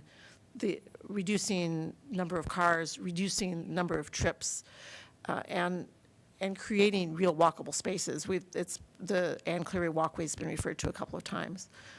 And I think that, at least from my personal perspective, it would provide a much cleaner, clearer, Ann Cleary-like walkway if we did not have, if it did not have all the parallel parking spaces. And I, Angled, you mean? the angle, I mean, sorry, the angled parking spaces, because it seems to me that there is sufficient parking nearby, especially in the evenings with the existing parking structure that could easily compensate for that. You want me to comment on that? Well, sure. I agree with you to an extent. I think Burlington becomes the critical issue there. And I know the city has looked at planning efforts and projects that would deal with that. I know the university has concerns. Burlington's obviously a state highway, is considered a state highway as well. I think that's part of, it's a good point. I think if there was a skywalk across Burlington, which is I think why we were looking at that early on, that would be, and I think that's why they looked at that at Voxman too, is because they realized that those ramps can provide an amenity to something south of Burlington, sort of the near downtown district, provided you feel like parking there and getting across Burlington pretty easily. I think if you don't have that, then I think it's going to function just differently until that happens. Not for everybody, but in a general sense. And I think that's what we've talked about this, and the owner firmly believes that that is critical. That parking is critical to the success of those few businesses that they have in that. Whereas on Washington Street with the parallel parking, there's less parking, but you're less concerned about it because it is so walkable. But no, I think it's a good point. I think that's sort of the gist of it in terms of the flow of traffic across that street, of pedestrian traffic. So. To the businesses that will be in the building and the parking you just mentioned, I think I'm misunderstanding, or maybe you just switched what you said, but the parallel parking on Washington Street, that's a very walkable area with businesses. Yep. And the businesses don't seem to suffer from the fact that there's parallel parking there. Correct.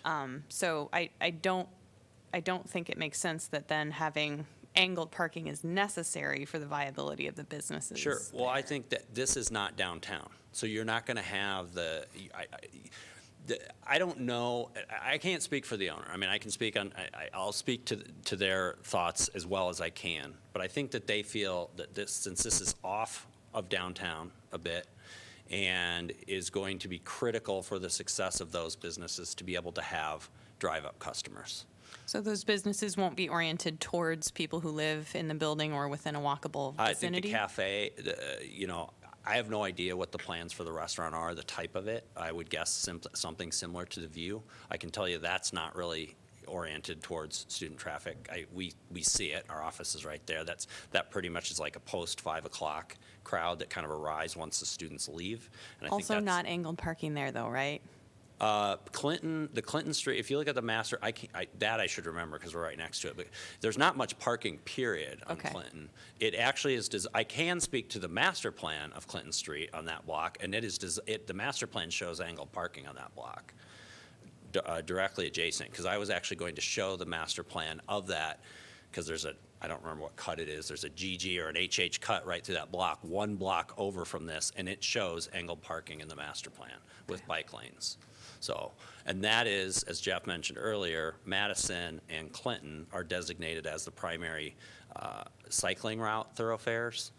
This is not. So those are designed as the primary cycling route thoroughfares with angled parking on them. Clinton doesn't have it, but that's what the master plan shows. Thank you. Thank you, Rob. Thanks. So, I have a few more comments, and then I have a few slides. And I have a longer discussion here, but perhaps since we're deferring it, I'll just try to focus on the headings of some of my concerns. You know, as we've noted, this has been a 2-year project. So since it began, we've enacted a climate action plan. So climate now has become, an important piece of our deliberations in what we do. And I'm concerned with how does this project reduce carbon emissions, if at all, and its potential heat island effects, which are associated with climate, the increase in CO2 in the atmosphere. So one of my concerns then would be, how do these tall buildings, and I'm kind of defining a tall building as anything over 9 to 10 stories. How do those tall buildings, especially if they take up the entire block, reduce the solar access of the adjacent buildings and the open spaces to sunlight, thus reducing the passive solar gain and natural light that would otherwise fall on those buildings and open spaces. And if you look at our downtown riverfront crossings master plan, which does show tall buildings, they are typically typically have a small footprint. They do not extend the full block length as this proposal does.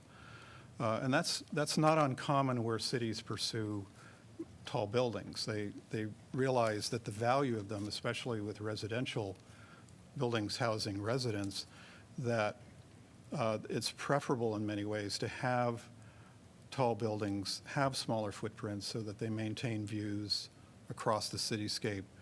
This building running the full block may be something around 300 feet long, if I'm not mistaken. So you have a building 300 feet long, 160 feet high, forming a visual barrier running north-south, and there are two of them. So that's going to have a significant impact on the light quality on the Burlington Street, the reopened Capitol Street, the open spaces within the project itself.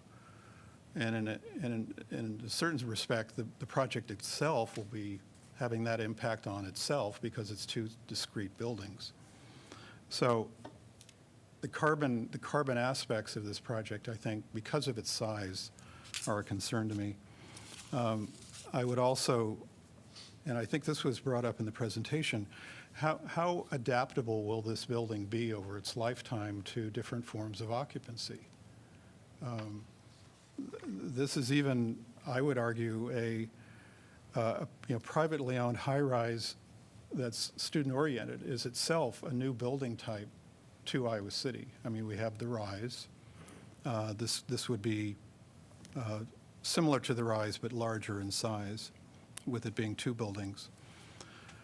So the question of its adaptability is uncertain. It's a new building type.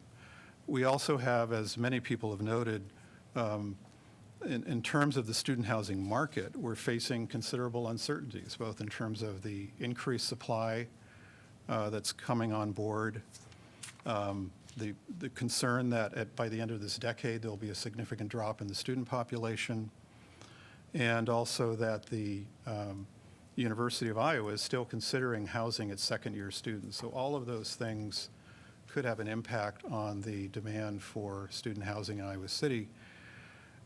We certainly, I think, would want this project to be able to be resilient through those changes, which in my mind would suggest that it be flexible in terms of its occupancy and attract a non-student population as well. I'm not certain that it will. If that building type would appeal to a non-student population, and would a non-student be interested in cohabiting with a building that may be some percentage of students? That too is not something that I'm familiar with. But lastly, I think I would just talk to the idea of what I've like to refer to as density done well and architecture where the city comes first. And I think that speaks to what in terms of the criteria refer to the quality and character of the neighborhood that surrounds the project.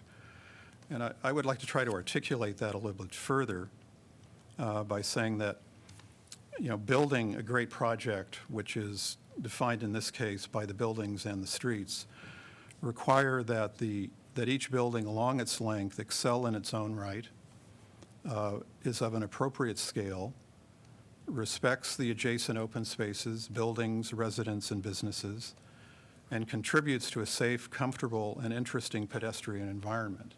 So in a sense, all the pieces of the project, the streets, the buildings, adapt to one another, forming a better and more coherent whole. So one thing I've always felt with this project, and it's been pretty consistent, I mean, I think you've definitely given the direction you wanted to take this project, I think improved it. But in essence, I think it has remained the same. And so I've always, given the fact that our comprehensive plan for riverfront crossings had really called for a smaller building, significantly smaller building, what other options might have been considered. So we have kind of a range of options from what was initially reflected in the comprehensive plan to the project that you've been proposing. And I had hoped that we would have an opportunity to kind of explore that and see what seemed to be the best project with respect to that definition that I was just describing. But that didn't happen. It didn't happen because we had kind of a temperature reading of the previous council in terms of what would be the appropriate project, and the majority felt what was being presented was the way to go. So the opportunity to explore other options really wasn't taken advantage of. So that's what I did over the last couple of weeks. I asked myself, what would I conceivably use as a model, much in the way Jeff described Ann Cleary Walkway as a model, for both the building and the reopening of Capitol Street as part of the project. So let's see if I can work this thing. Danielle.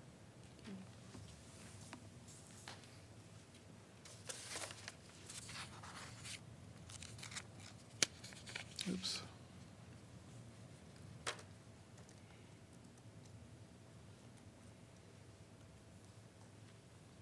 Back? Oh, I thought oh, here we go.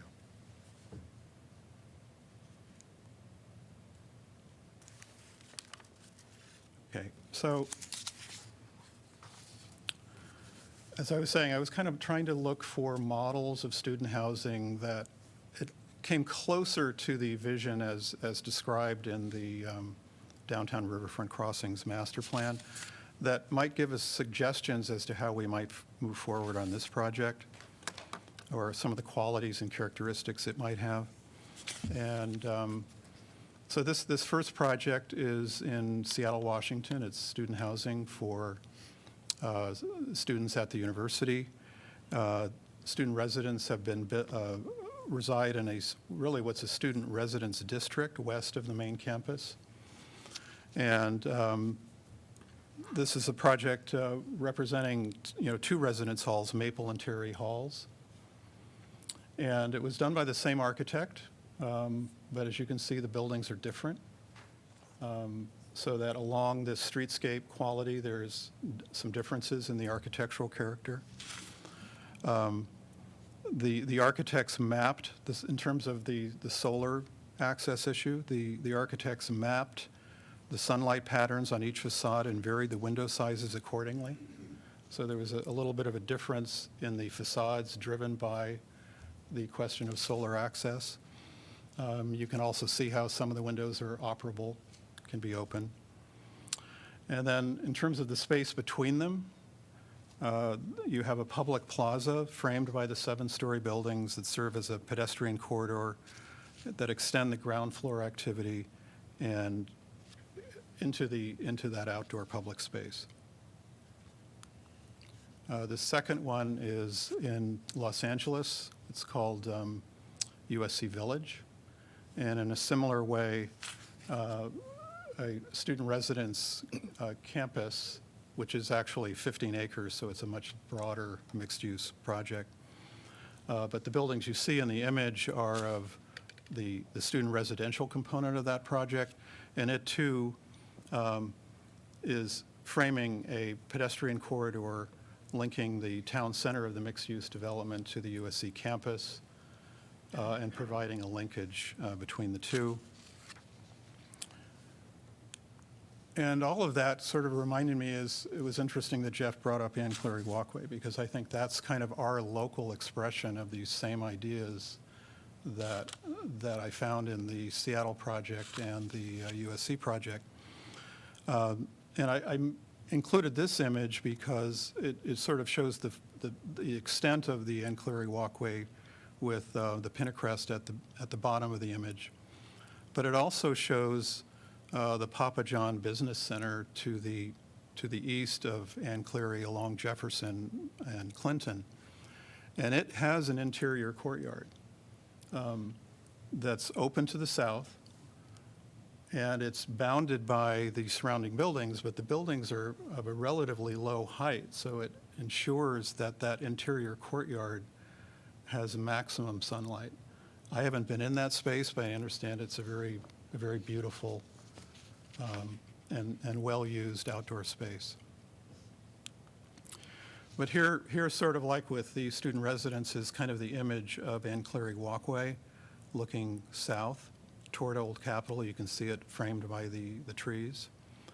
And again, the same sort of outdoor room that you saw with the previous images, framed by mid-rise buildings, again, roughly in the same height as called for in our comp plan, with the pedestrian corridor running down through the center, and then to the edges, spaces for lingering.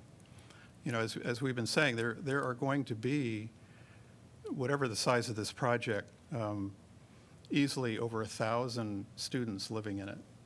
I could envision that full right-of-way being developed in a way which would favor the pedestrians as well as lingerers. You know, we have towns in Iowa that are the size of the population that could be in these buildings. So having that open space that serves as the center of the development as a primarily pedestrian-oriented space, I think is a wise way to go.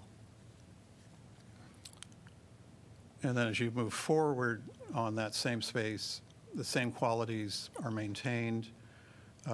You know, some new buildings, some old buildings, all of different architectural character, but they all reinforce the sense of that space being a beautiful outdoor room, always being reminded of the fact that it's this primary corridor within Iowa City being the axis on Capitol Street leading toward Old Capitol and the Pinacrest.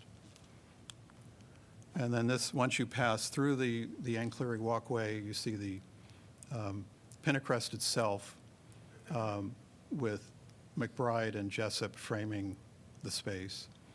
And one concern I have is how this current view, which I think you can see kind of that sky view serving as the backdrop to Old Capitol, if the proposed project will in any way affect that view.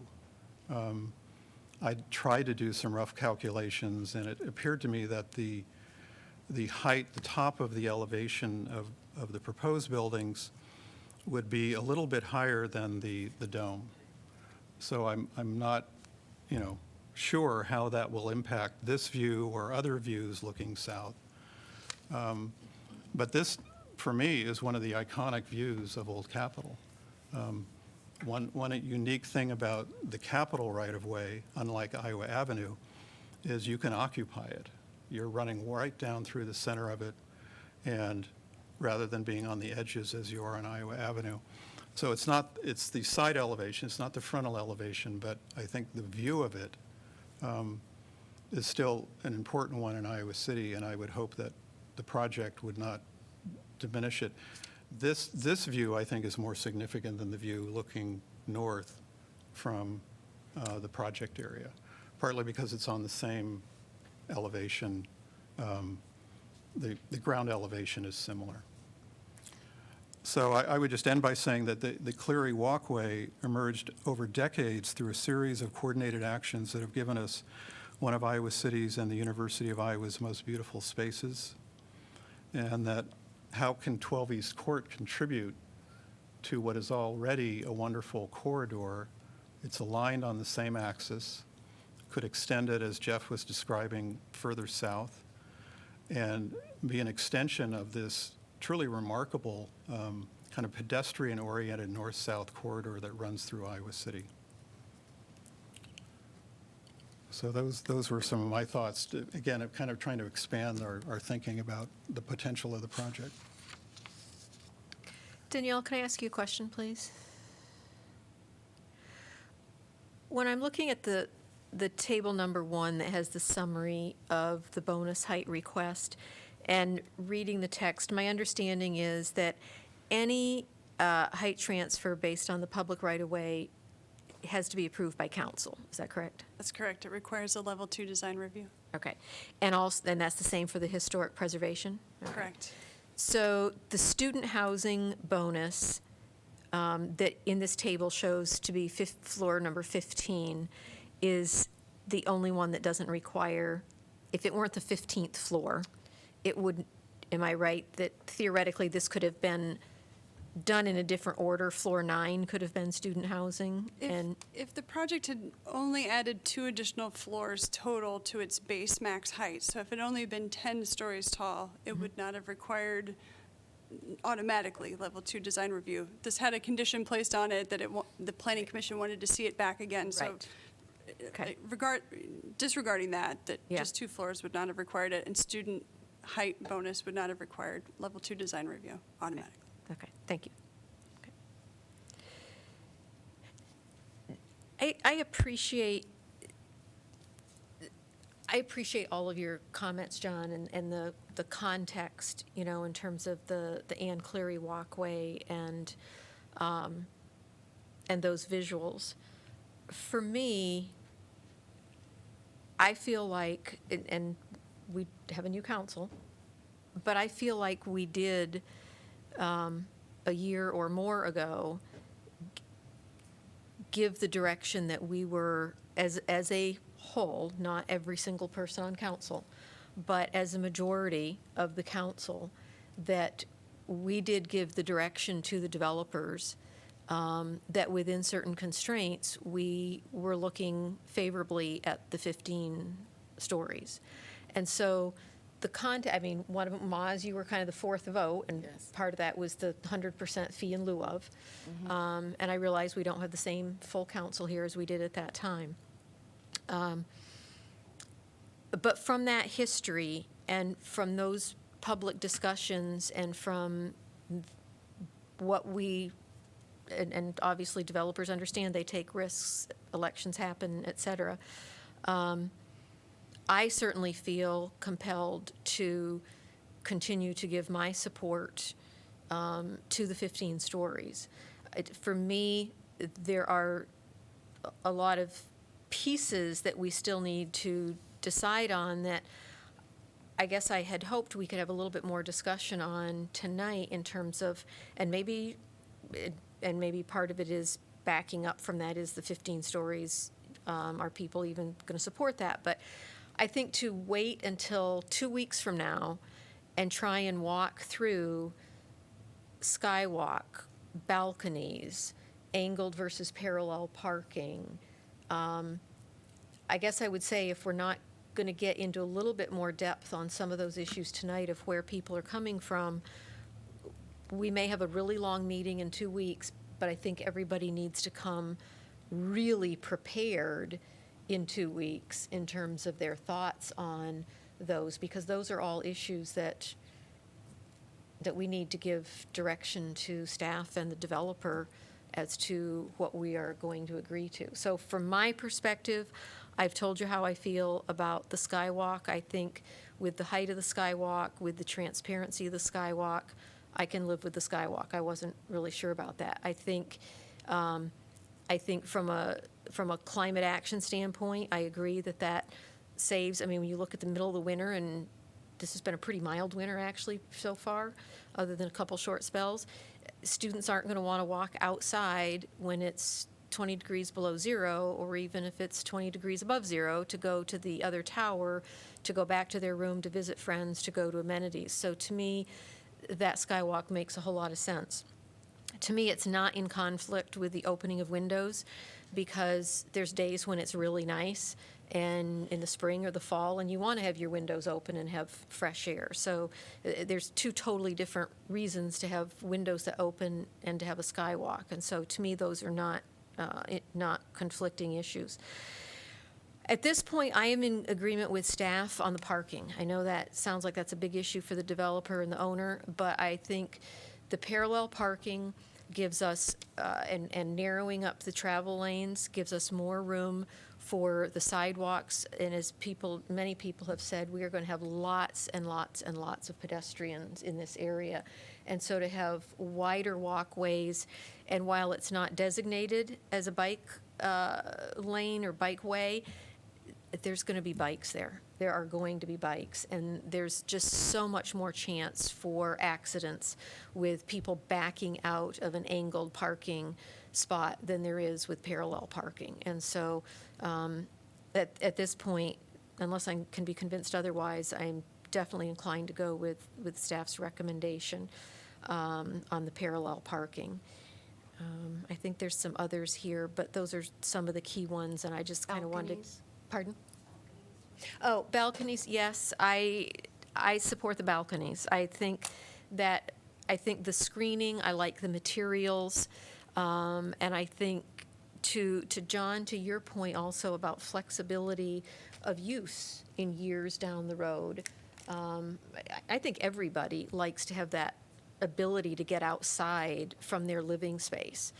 And do we run some risk in terms of noise and things like that? We do. But I agree. I like the idea of balconies. I like to be outdoors, and I think a lot of other people do. So I would also support the balconies. I guess I'll just quickly say on that, like the modeling studies that I was looking at, what's my reference here? What I will be doing in the next 2 weeks is looking at student residences. I mean, that's what this project is being presented to us as. And off the top of my head, I cannot think of many residence halls of this scale that have open balconies.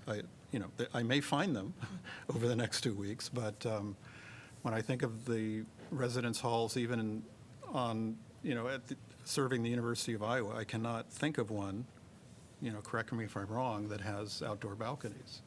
So it's one of those, and I, at the same time, understand the need for them in a certain respect in terms of promoting the idea that the use of this building, you can almost be sure it may change over time. So it needs to be built for change. But we're running into a conflict there, in my opinion, in terms of how the project can be, designed to serve what we clearly are pointing toward as a student-oriented facility that may over time change. That in itself is kind of a new, particularly of this building type, a new scenario. I really want to propose that since we're going to defer this, and some people, they don't want to do their comment, even like Bruce said, he's going to continue on those later. And also, I think if I understand right, also Jenna said the same thing. So let us go ahead and defer it. And please, everybody have to make up their mind for next meeting. So we have a lot of information here, and we have a lot of time to digest this information so we can come ready next time. I just have a couple more questions as someone who wasn't exposed to a lot of this, if I could. For staff, Danielle, I think you said that staff was opposed to the balconies with the development of this density. Is that kind of a correct? So a smaller development or a less dense development, the balconies might be okay? Is that? Yeah, the concern was really about the intensity of the use, the density of the number of units on one site vertically with that type of feature. So this is really kind of putting you on the spot, but if it had fewer balconies in a similarly dense I'm not sure if I could tell you where the threshold would be. So, talking about the bonus height that they're talking about, more than 8 stories, anything in that range, I think we would have the same concern. Okay. We can provide you or ask the applicant to provide you the number of units that have a balcony and the number of units that don't. They may know that right now because it's not. you don't, not every unit has a balcony on this, in this project, so we could provide that to you if that would be helpful. That was kind of tied to my next question, which is with the floor plans that I see in here, it does look like only the larger units have the balconies. So there's a number of, like the 1-bedroom, 2-bedroom, and efficiencies, looks like those don't. Is that correct? I mean, just as a generalization. You know, for the most part, it's the 3 bedrooms that have the balconies. I believe there are some 2 bedrooms that have the balconies, but without consulting the plans, I don't want to. Sure, I understand. But then procedurally, I think the CZA requires any substantial design changes would have to come back before council. So with the balconies as one element, and then the comment, Rob, that you made about maybe the top floors, to the flexibility of the development, maybe the top floors would be something different than what's proposed. I mean, it does look like the floor plans that are in our packet are same thing all the way up after the 4th floor, except for the restaurant on top of the one tower. So I think with those changes about the flexibility of the development and some kind of other housing model on top floors, I don't know, is that the kind of thing that would have to come back before us? Probably. Hard to say now, but probably. It's always a question of judgment, how substantial the change is. So that's part of just my thought process is, you know, that density of totally student-oriented housing and the fact that for the number of stories, which fundamentally what this question in front of us is the height, to have them be identical all the way up seems like the least flexible use. And, you know, for a mixed use, we were talking about the commercial on the bottom floor, I'm very concerned about that being vacant or not being oriented towards users in the area. And so I think anything we can do to, anything the developer can do to show that it is a model that is intended to be flexible and have multiple uses, because we know that the student housing landscape has changed significantly even since the council approved the rezoning of this. Anyone else? I might just offer, just in listening to your conversation, some information that maybe we can present at the next meeting, assuming that you defer, that could be helpful. On the Skywalk, I think Rob in his presentation said, the Skywalk starts to block the view of the Capitol around the courthouse, maybe around the jail. Around the jail. We could get that precise location at which that becomes a conflict. That might be of interest to you. Obviously, when you're almost under the Skywalk, it's not going to block the view there, so we can work to get that from them. We could try to, again, work with the architects to determine some comparable 10 to 15-story student-oriented buildings, be it residence halls or private, that have kind of similar scale, that have balconies, and see if we can show you any comparable examples there. And then on the roadway, maybe a couple of cross sections to just show you, as Rob said, I don't think they're too hung up on lane width. So if we take the parallel parking versus the angled parking and showed you a couple of different cross sections on, the extra width that gets added to the sidewalks in those scenarios, maybe that would help you. I don't want to present you something that wouldn't be helpful, but if those 3 items would be, we can work with the development team to pull that together. Yeah. Sure. So, All right, so we're going to have a motion to defer. Would someone like to give that? I put a motion to defer 12 East Court Level 2 design review height bonus request for the next meeting, which is on 18th of February. Yeah. Second. Salim, moved and seconded by Mims. All in favor, say aye. Aye. Any opposed? Motion passes 7-0. Item number 12. Mayor, can we get a motion for course? Oh, This Yeah, if they want to comment, I would just as soon hear if that might help us in our decision in 2 weeks, or, if it's brief, does anybody object, or can we, since we've already deferred the item, so we can't? Well, no, we can't. Huh? Yeah, go ahead. I But guess- will we be able to respond to their comments? No, probably No. not. Let's do this first. We have a motion to accept. Could I get a motion to accept correspondence? Move. Second. Moved by Solis, seconded by Weiner. All in favor, say aye. Aye. Any opposed? Motion carries 7-0. So are people wanting to have, if we open it up to the public, then we're probably going to open it up to the public and have several people maybe address this topic. Is that what we want to do?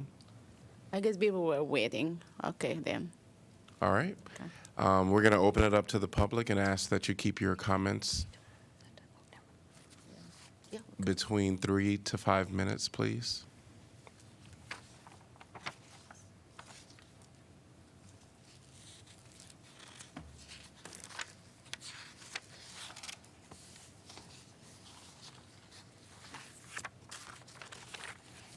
Good evening. My name's Rob McComas with McComas Lucina Construction. We've been chosen as part of the local team of 12EC as the GC specifically. We're a local contractor. We have about 130 employees, not to mention all of the local contractors that we work with in and around the area. One of the big reasons that we were chosen is because of our experience in the downtown area and specifically with the city staff from building department, engineering, all the folks. We're very familiar with that area. We've done the rec center for the University of Iowa. We've done the structure on the School of Music right next to it. We've done Hilton Garden Inn. We've done Midwest One Bank just south of the existing post office. And then we start working our way through downtown, specifically with the project directly behind you as well. Chauncey, and numerous hundreds of projects in and around the downtown area. So we're just here to kind of give our support to the project and let you know the economic impact that it will do for not only our 130 local employees live in the area, 20 minutes from the area, tops, that are here, and the hordes of other subcontractors in and around the area that will be a part of this process as well if it goes forward. So again, just here to give our support for that. And with that, I'll pass it on to my business partner, Scott Wiley. Thank you, Rob. You bet. I'm Scott Wiley, and I represent McComas Lucina Construction. And not only tonight do I represent McComas Lucina, but I represent all the subcontractors, the suppliers, the labor organizations, and everybody in this community about what an economic impact this project will have. It's enormous, and I'm just going to take a couple items just to hit, so you realize the impact that this will have. Based on my review of the project, the average number of employees the 12EC project site each and every day will have is 187 employees. What an impact. A project brings 187 people every single day to this project. That's an average. There's 50 some days, there's 300 people. And those 300 people make an economic impact on the entire downtown of Iowa City. And we're thinking about not doing the project. Another, and I know Rob brought it up, but we are talking about a total number of labor hours close to 2 million labor hours. The impact that can have on the people and our employees. I get to keep these people employed. This is important to me. This project is important to me. And to discuss parallel parking or not, or if we're going to cancel this project, is, to me, unbelievable. I just have to say that when I listen to everybody, and we're talking about people's lives, their working lives, their daily job. And I hope you realize that, what we're dealing with here. Jobs for 187 people every day. And I guess the commitment that we see the Clarks making on trying to keep this as local as they can. The architects, general contractor, engineering firms, general contractor, they want to keep this local. So not only is it those people that work there every day, it's going to affect other companies and other people. Again, I just wanted to let everybody know we're talking about a lot of different things, but the economic impact is tremendous, and I just wanted to add that. I'll make it short, and I'll end with that. But thank you, Council and Mayor, for letting me speak. I appreciate it. Thank you.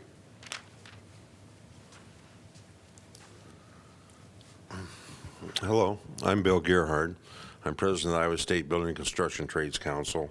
I've been here many times. You're probably aware the Building Trades Council is the umbrella organization for the 16 craft unions that perform construction work. I can tell you this is a big, bold project, and we're in complete support of it. As mentioned, 2 million labor hours, that's a big impact. That's on a multi-year project. This means a lot of people getting a lot of good wages, getting health insurance and pensions taken care of. This will be a big impact for the working class here in Iowa City. To environmental-wise, I've emphasized this before when I've talked. If people want to live downtown, we need to go up. We just heard someone talk earlier about the decrease in pollinators. Well, wait till there's a decrease in farmland because we've allowed urban sprawl to go out there. If you think that's not going to have an impact on food supplies. Third, the safety part of this whole thing. You know, we talk about skywalks. You know, that's obviously safer. I've had someone mention a concern about safety on the construction site. We have a general contractor here that does quality work and has a good safety record. Most of his subcontractors will be union subcontractors who have gone through, their workers have gone through apprenticeship and journeyman upgrade and have a lot of safety training. So I'm convinced this will be a great job when it comes safety-wise. And two, we talk about affordable housing. One way to get affordable housing is to have a surplus, and then that'll drive prices down. So we talk about, we're worried about there being too many houses, or too many places, and then we're worried about there's no affordable housing. And then we talk about, there's a concern brought up about maybe carbon, is this sustainable? I have a son who's a sophomore and lives in Catlett Dormitory. He doesn't need a car. Next year he's thinking about moving off campus. He's going to want a car. Think of all these people that'll be living within walking distance of campus. Cars are going to be the exception instead of the norm. So I think that's a good thing too. So anyway, the building trades are in complete support of this. This has been going on for 2 years. We need to really roll along on this to get it going. So thank you for your time.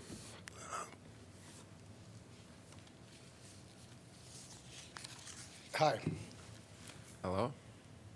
My name is Royce Peterson. I'm a local carpenter with Carpenters Local 1260.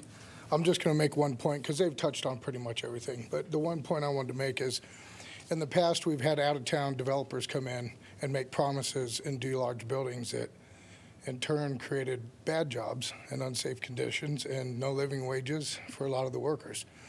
What I really like about this project is since day one, we've been in conversation with the consultant, the general contractor, and I feel really comfortable that this is going to give a lot of people good jobs that have living wages, and it's going to be local people that will turn and spend money sevenfold in our community. So that's all I want to touch on.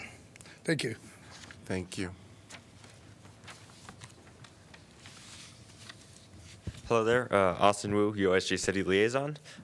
We've been keeping abreast of this for quite some time now.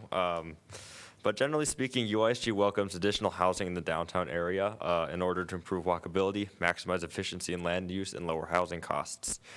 In the most recent edition of the UISG Renters Guide, UI students spent somewhere in between 30 to 50% of their income on housing on average.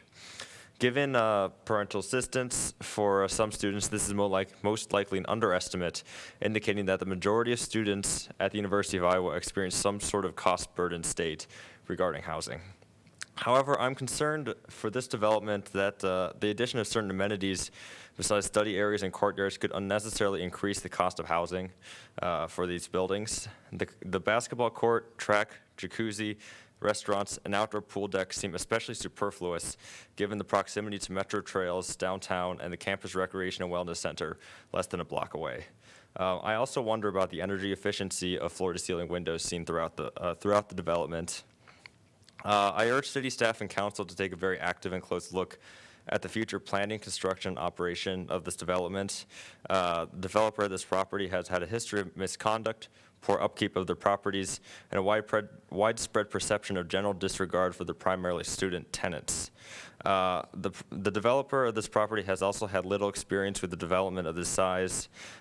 There's a lot to like about the proposals recently presented, but there's also much cause for reticence as well. So I like that also the suggestion for bringing this up in the upcoming joint meeting next week, if it's all right to share plans with them and add it to the agenda item as well. Would all of you approve? I don't know that we'll be able to talk about the project. No. Oh, okay. We can. All right. Okay. I was referring to in the meeting. If we're there in the meeting. Well, I think he's just talking about putting it on your joint meeting. And agenda. again, that- Just something to Yes. talk about, Yeah. you know, Yeah, especially given the intended purpose for housing students. Okay. Sure. All right, wonderful. Thank you.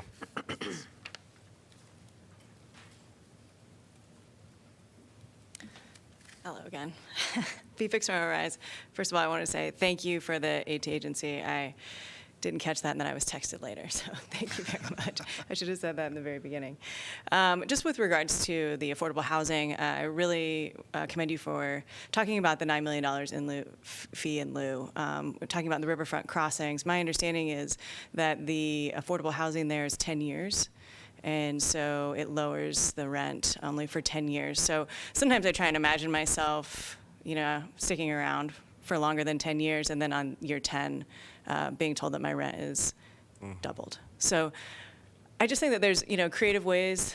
The city is really in the only position to kind of ask for some accountability on that in terms of developers. And there's been a lot of creative solutions around, and so I'm sure that staff and council can really consider those options.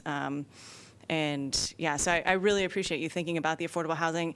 You know, it's not even just that it wouldn't be in this spot, but you're talking about, again, putting it off to the side. Riverfront Crossings is amazing. I mean, you know, I love going down there as much as anybody. It's also not near as close to downtown. So there's some of that integration that could happen in close proximity to the University of Iowa. Whether or not it's student intended, it's also obviously closer to downtown. So it's a spatial sort of relocation, but then it's also just the sheer number and amount. So thank you for considering that, and I appreciate the conversation. Anyone else want to address this topic? Seeing there is none, we're going to move on to item number 12, Mercer Aquatic Center Pool LED Lighting. Resolution approving project manual and estimate of cost for the construction of the Mercer Aquatic Center Pool LED lighting project. Establishing amount of bid security to accompany each bid. Directing city clerk to post notices to bidders. And fixing time and place for receipt of bids. I'm going to open the public hearing. Hello, Julie. Hi, Julie Seidel Johnson, Parks and Recreation Director. This is so easy compared to your last item. The lights are dim over the indoor swimming pool. We need new lights. The lights that we are proposing to replace with are more energy efficient. It's a great project that really needs to be done sooner rather than later. Thank you. That's it. Any questions for Julie before she runs away? Thank you, Julie. All right, thank you. All right. Anybody else? Public discussion, anyone like to address this topic? I'm going to close the public hearing. Move the resolution. Second. Moved by Mims, seconded by Thomas? Taylor. No, Taylor. Council discussion? Roll call, please. Taylor? Yes. Teague? Yes. Thomas? Yes. Weiner? Yes. Fergus? Yes. Mims? Yes. Salee? Yes. Motion passes 7-0. Item number 13, fiscal year 20, wastewater clarifier repairs. Resolution approving project manual and estimate of cost for the construction of the fiscal year 20 wastewater clarifier repairs project, establishing amount of bid security to accompany each bid, directing city clerk to post notice to bidders, and fixing time and place for receipt of bids. Opening public hearing. Anyone from the public like to address this topic? Close public hearing. Move the resolution. Second. Moved by Mims, seconded by Thomas. Council discussion? Roll call, please. Teague? Yes? Thomas? Yes. Weiner? Yes. Fergus? Yes. Mims? Yes. Salee? Yes. Taylor? Yes. Motion passes 7-0. Item number 14, sidewalk cafe policy. Resolution adopting a policy for use of public right-of-way and city plaza for sidewalk cafes and rescinding resolution 16-328. Move to resolution. Could I get a proposal? So moved. Moved by Mims, seconded by Salee. Second. Staff, anyone like to address this? Yes, great. Scott Silvers, Assistant City Engineer. I think the changes are outlined in your council action report that was in the packet, but in summary, with the recent reconstructions that we've done on Washington Street and the Ped Mall, there's need for some changes to the policy. I'll just walk through a few of those, the kind of the most important ones to make it short here. But fencing is no longer required to be anchored to the new surfacing, both on Washington Street and in the Ped Mall. The cafes in the Ped Mall may abut a planter as long as there's 6 feet walkway on the opposing side. So in essence, you couldn't put a cafe from planter to planter. I think the idea there is to make sure that there's accessibility to the businesses along the corridor.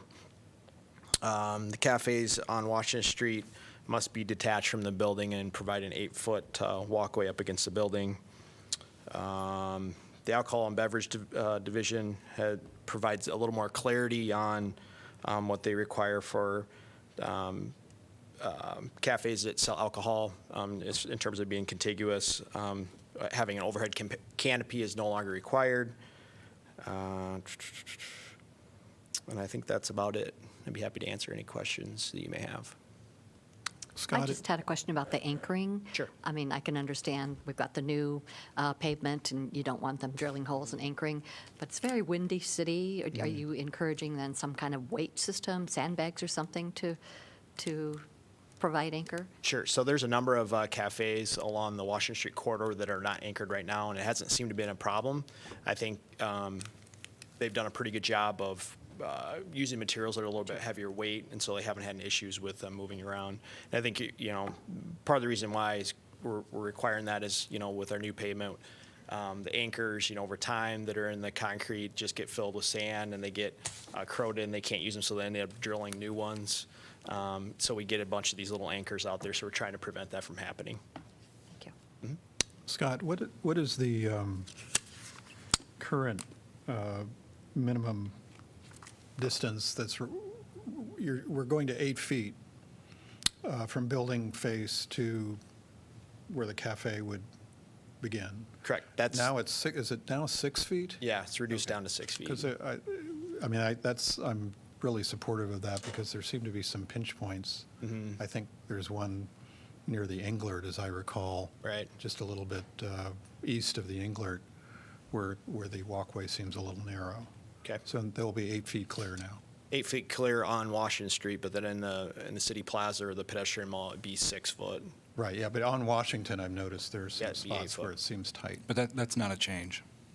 It's been 8 foot. Oh, really? Yes. Yeah. Okay. It actually can be up to 10 feet in some locations, because I think we have a sandwich board sign Yep. zone too. That's right. So if you have a sandwich board out there, it's supposed to be 10 feet total. But yeah, the one that feels like a pinch point at the chop house, that's 8 feet. That's 8 feet. Any other questions? All right. Thanks. Thank you. Sure. Anyone else like to address this topic? All right, council discussion? If not, roll call, please. Thomas? Yes. Weiner? Yes. Burgess? Yes. Mims? Yes. Salee? Yes. Taylor? Yes. Teague? Yes. Motion passes 7-0. Item number 15, Hickory Hill Trail traffic calming. Resolution authorizing the installation of speed humps on Hickory Trail between First Avenue and Tamarack Trail. Could I get a motion to approve resolution? Second. Mims, and hello, we have a presentation. Good evening, Mayor, Council. Kent Ralston, Transportation Planner. I'll try and keep this brief. I know you've had a long night. As the mayor mentioned, the resolution before you authorizes the installation of speed humps on Hickory Trail between First Avenue and Tamarack Trail.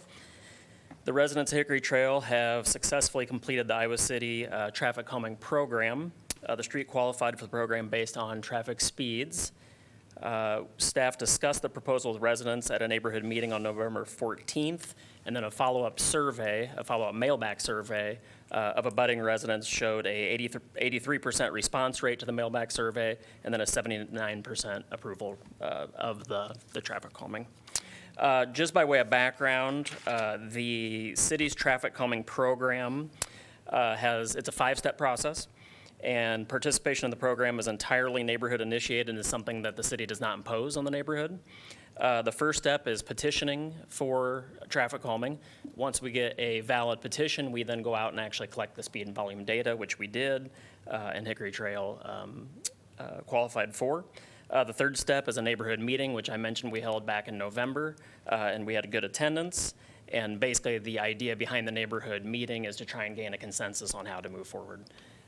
Then the fourth step is the neighborhood survey, which I mentioned. Again, it had a 83% response rate and a 79% approval rate. And then the fifth and final step is review and discussion by this body.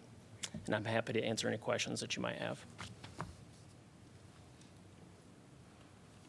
I don't have any questions, but I just had a number of comments from people who don't live on Hickory Trail, but live on one of the adjoining streets Right. Yes. that are not happy.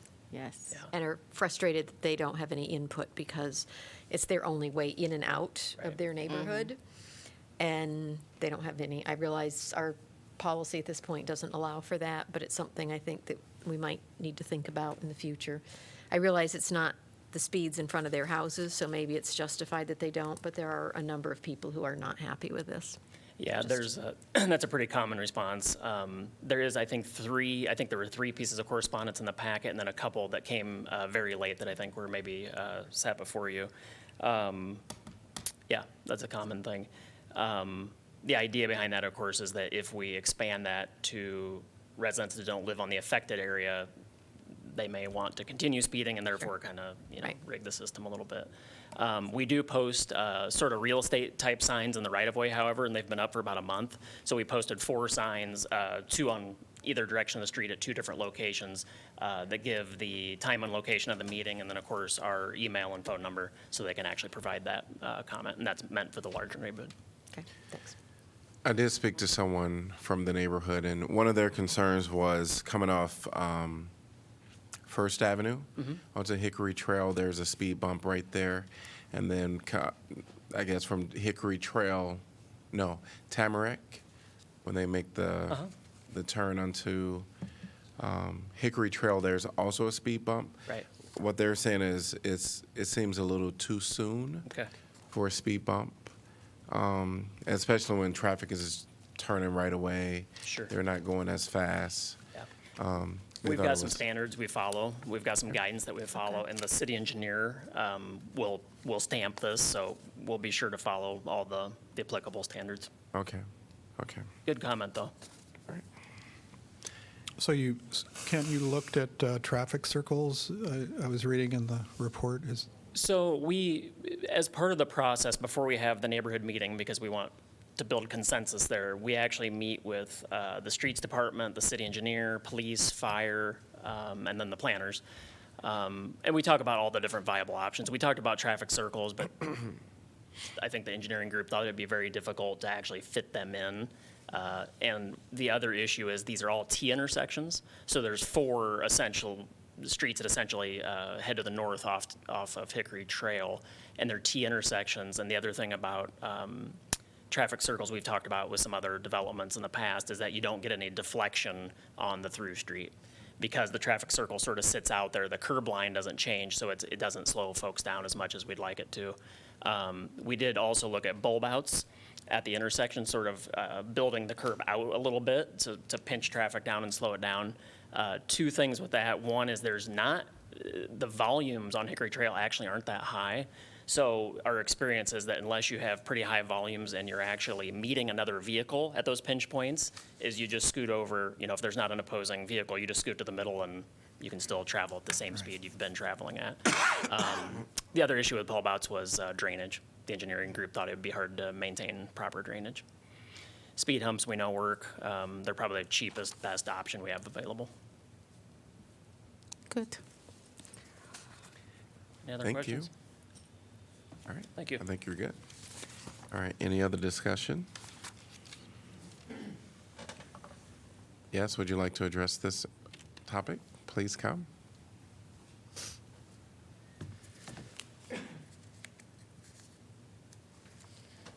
Might be quicker to write my name than sticky thing on. There we go. So my name's Newt Cutter, so I'm from Tamarack Trail, so I'm one of those people on the off streets. So to begin with, I'd like to thank the city, in particular Sarah, I think it's Walls or Waltz, I don't know whether it's for responding to my email inquiries. I'm here to speak against the installation of the traffic calming measures. I believe they'll be passed on Hickory Trail. My primary reason for the objection is I don't believe the project's in the best interest in regard to the use of the ratepayer dollars. I think this money could be better spent elsewhere. My short history. The traffic studies conducted on Tamarack and Hickory were initiated in response to the recently approved Hickory Ridge development at the top of Tamarack. At the time, the motivation for these traffic studies was to obtain baseline traffic flow information prior to the development that could be referred to after the development was completed. The residents of Hickory Trail didn't initiate the traffic study in response to concerns of traffic speed. It was in response to the proposed development. I argue that the unstated underlying primary motivation for the installation of these speed humps is not to reduce traffic speed as such, but to deter primarily the use of Hickory Trail as a throughway for residents of the yet-to-be-developed Hickory Ridge. With this motivation in mind, I do not believe this project constitutes a good use of ratepayer money. By the city's own assessment, the level of speed on this road is only just reaches the minimum designated specifications for this program, so it's not wildly over. Furthermore, the city also informed us at the community meeting the average reduction in speed after introducing the speed humps was likely to only be in the vicinity of 1 to 2 miles per hour. I have a separate concern which sort of speaks to the side residents that I'd like the council to consider for future studies. I'd like it to be noted that this neighbourhood is completely dependent on this one access road, as already been noted. It's not a through road, and this should make a difference to the way council assesses such situations. In this particular case, we're looking at a road that's a half mile long that has 50 residences. 18 of those residences, more than 1/3 of the residences on Hickory Trail, are within the first 200 feet of that roadway and do not ever need to cross any of the proposed speed humps, and never will unless they're going to visit someone further down in there. To access their properties, they don't need to cross any. It seems unreasonable that the process affords these residences such a great say, while the other 70 residences dependent on this road, who will need to traverse these humps, have very little say other than as forums as such like this. Nearly done. I've been told that council is likely not to be too sympathetic to arguments of personal inconvenience. However, I estimate that at 25 miles per hour, I spend 30 hours on that road, just Hickory Trail, traveling to and from home. If these traffic deterrent devices for the new development are approved and installed, and if our speeds were reduced to 20 miles per hour, so let's assume they're effective, that would incur an additional 7 hours of time on that road per year for everyone driving down Hickory Trail, as well as 10,000 speed hump crossings. So that would be true for everyone along Tamarack and the new development. Conclusion, I'd like to reiterate that I believe this request has little to do with speed, a lot to do with introducing city-funded barriers to deter people from using this street as a thoroughfare, particularly the new residents of Tamarack Ridge. I'd fully support another traffic study upon completion of Hickory Ridge, and I'd request that you consider more pressing needs around the city to fund. Thank you for your time. Thank you.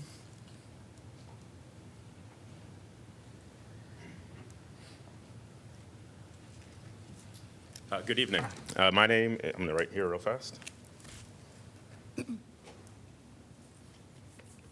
My name is Jason Napoli, and I am a resident on Hickory Trail. I was one of the residents that voted overwhelmingly in favor of this initiative. I can say, as a father of 2 school-aged children, this is nothing less than a health and safety issue.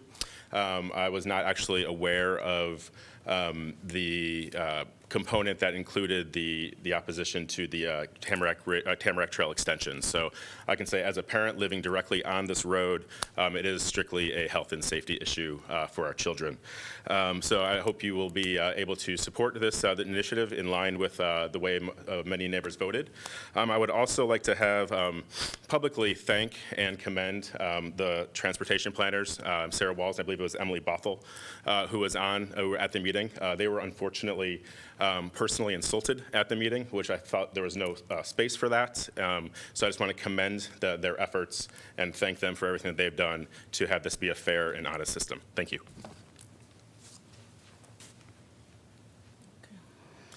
Anyone else like to address this topic? Council discussion? I'm really going to be supportive of this because I believe those people, they came here before, they talk about it, and, I think this is affecting only, mostly the people who live there and for their children, and we have enough people who come out and said they want this, and our city planner said this is key, they can do it, this is the cheaper option that they can do. I will be supportive of moving this forward. I will as well. I mean, we have certain standards that have to be met in order to put any of these traffic calming methods in place. And so, the data shows that it meets those. So to me, I feel obligated to support it. I also support it. I'd just like to comment that I think the numbers, the response, and the ones who indicated support were like the most amazing numbers we've ever heard about with a survey. I mean, 83% responding and 79% of those in support of it. That's pretty impressive. But I would expect that from the group that came with a very good presentation to us and spoke for the need for this. My only question is, how does this number of speed calming devices affect entry for emergency vehicles? Yeah, that's a good question. It no doubt does to some degree, but the fire chief is part of our internal committee, and we specifically asked him that question, and he didn't have any major concerns. Thank you. Yeah.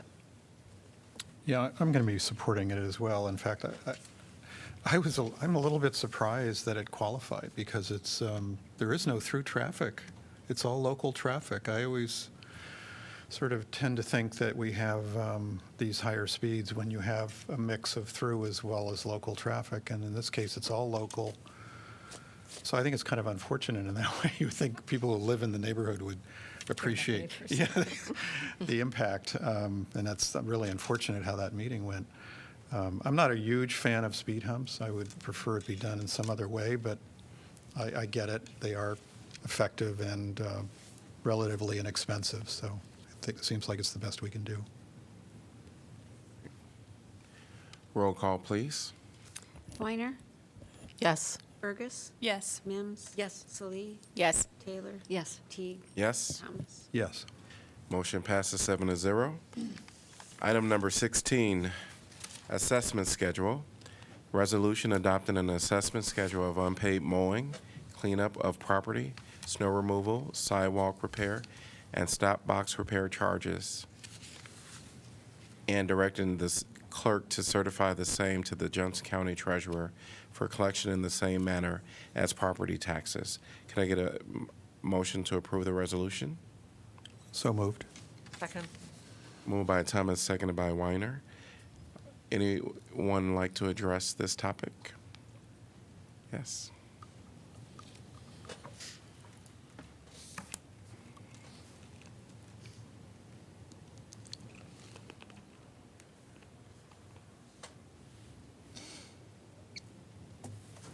Hi, my name's Z Moriarty. I live at 213 West Benton Street. This summer, while I was at work one day, a representative of the city came out and told my wife that the area between my garage and the neighbor's garage needed to be mowed, which I understand, and then I did. I'm the renter, by the way. My landlord bailed on me earlier. If this fine goes through, he is planning on trying to level me with the fine. So I'm kind of a awesome spot. And so all I was given was a green piece of paper, and the employee of the city just said, take care of that. I took care of that.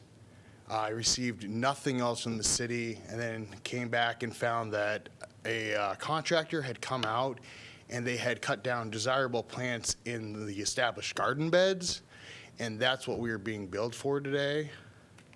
And I don't have the money to pay this fine.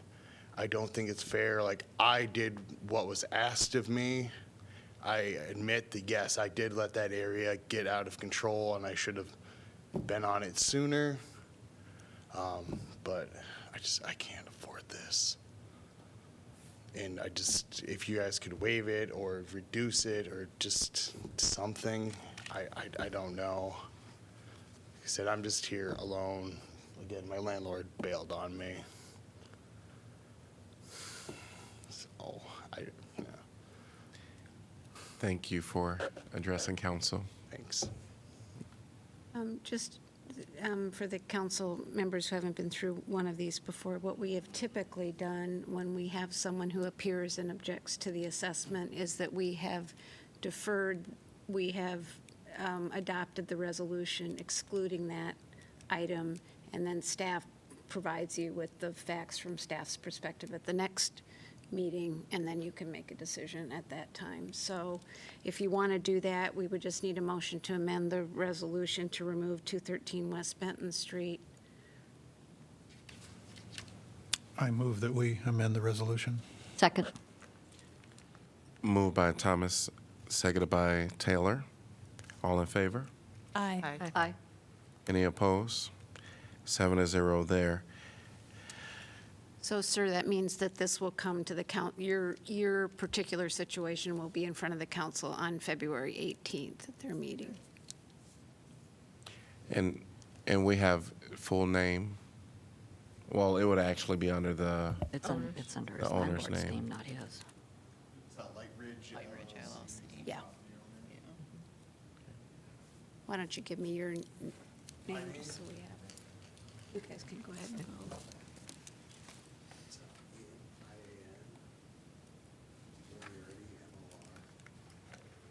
Roll call on that, or not? Okay.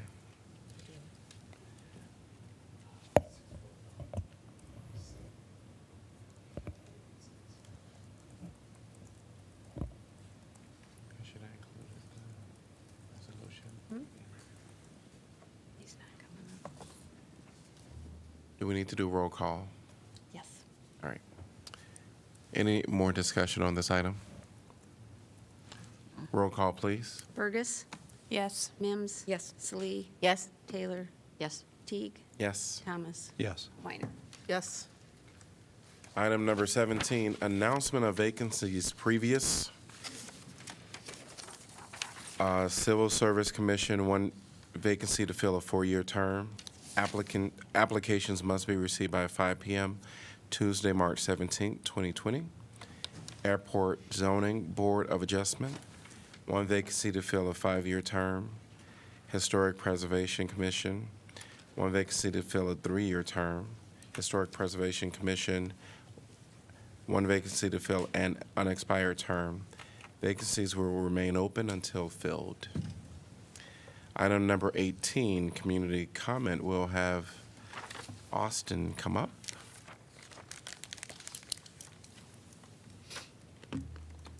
Hello there again. Austin Wu, UISG City Liaison. First, I would like to congratulate a UI student for her conduct in last night's caucuses. So big congratulations to Jocelyn Roof, a third-year student at the University of Iowa, for running the satellite caucus at Phillips Hall last night. I believe 318 people attended that one. Allowed them to participate without a hitch, so big congrats to her. After that, there's a couple of upcoming university events of note.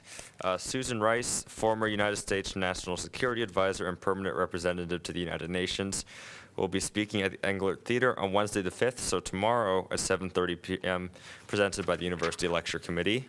And then singer-songwriter Roseanne Cash will be hosting a Creative Matters lecture at Hansher on Friday, the 7th of February at 7 p.m. I attended the last Creative Matters lecture with Rachel Grimes of Vox and was quite pleased, so I'd recommend going out to this one as well. And both events are free and open to the public. Next week will be the inaugural joint meeting between UISG and City Council, so I'm looking forward to that. And that's all I have. Thanks. Great, thank you. Going to go to City Council information, and we'll start with Councilor Weiner again. So I mentioned earlier the ECOG meeting, which was where they passed the budget. I also took the opportunity, the invitation to visit the free clinic, which anyone who has not had the opportunity to do it, I highly recommend it. The range of services and specialty clinics which they are now able to provide is incredibly impressive, as well as just the number of people they are now being able to treat people for existing and ongoing conditions, not just emergency conditions. So they're a real plus for this city that we as a council, I believe, should be proud of funding.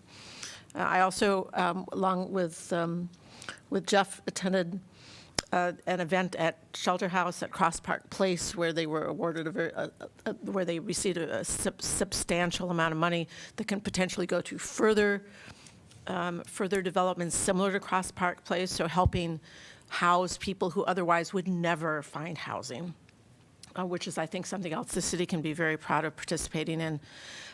And a number of us, at least a couple of us, or several of us on council, also either ran or helped run caucuses last night, which is why probably we're a little bit quiet this evening. And the last thing I noticed that a couple of us were planning on attending the Chinese New Year celebration, which was postponed because of what is now essentially becoming a worldwide pandemic. So I think we just remain mindful of that and concerns and problems that some of our students may actually run into in either going home or having anyone visit them because of the curtailment now of travel between the U.S. and China. Last Saturday, several of us also attended the mayor and Mayor Pro Tem's wonderful open house, kicking off Black History Month and just acknowledging our leadership. So I thought that was fantastic, and you may have more comments about that. Coming up this Saturday is the United Way of Johnson and Washington County's 100-year celebration, which is a very large event, I think, at the Coralville Marriott that they've been planning for over a year, I think. So that's a neat thing. Tomorrow evening is the South District Neighborhood Association's monthly meeting, which will be held at Faith Academy. And this month, they are featuring a whole bunch of providers for youth programming for spring and summer. So anybody who wants to learn what's available, not just in the South District, but throughout our community from all different kinds of organizations. I will just mention one event on Sunday the 9th. At 2 p.m. as part of the Project Green series. Always kind of nice at this time of year to sort of begin to start looking a little bit ahead. There will be a presentation of a very famous Dutch garden designer. His work is going to be shown in a film. Sounds like an interesting event. I've been out of town at conference, so I have nothing else to report. Great, great. Yeah, I don't have anything. Janice mentioned the caucus. I'd like to commend anybody that did attend their caucus last night, to either party, because it is something that's very unique to Iowa, and I think a lot of people enjoy it. And from what I hear, record number turnout last evening, so that's really great. One thing I wanted to mention, a couple of weeks ago, I was supposed to have my radio interview with Jerry Lawler, but I was disappointed to find out that the radio station was realigning things at their Iowa City location. And for all of you out there that were faithful listeners to that Wednesday morning city government program, thank you for listening. And Jerry Lawler, if you're listening in, thank you from all of us who you always made us comfortable, and I was always impressed that you were on top of what happened in the city. You would even stay up late and watch these meetings so that when you interviewed us on the Wednesday morning, you knew questions to ask us. So, Jerry, I wish you the best in whatever career you're now undertaking, and thank you for that. I just wanted to throw that out there. I think I'll double check with Susan. She always knows calendar dates, but I had on my calendar Thursday, February 13th at 5 o'clock is the annual chamber banquet. Do I have that right? 15. I don't know. I have to look. It's the 13th. Oh, the 13th, yeah, that's what I said, 13th, Thursday yeah. the 13th, the chamber banquet. Yes. Which is always a really great event. And I think that's all I have. All right. And I wanted to say thanks to fellow counselors that were able to make it to our meet and greet, as well as to those out there in the community that came out to say congrats and wish Mayor Pro Tem Salih and myself well as we do embark upon this new role this year. So we really appreciated everybody that came, and it was a great event, and so we're very appreciative.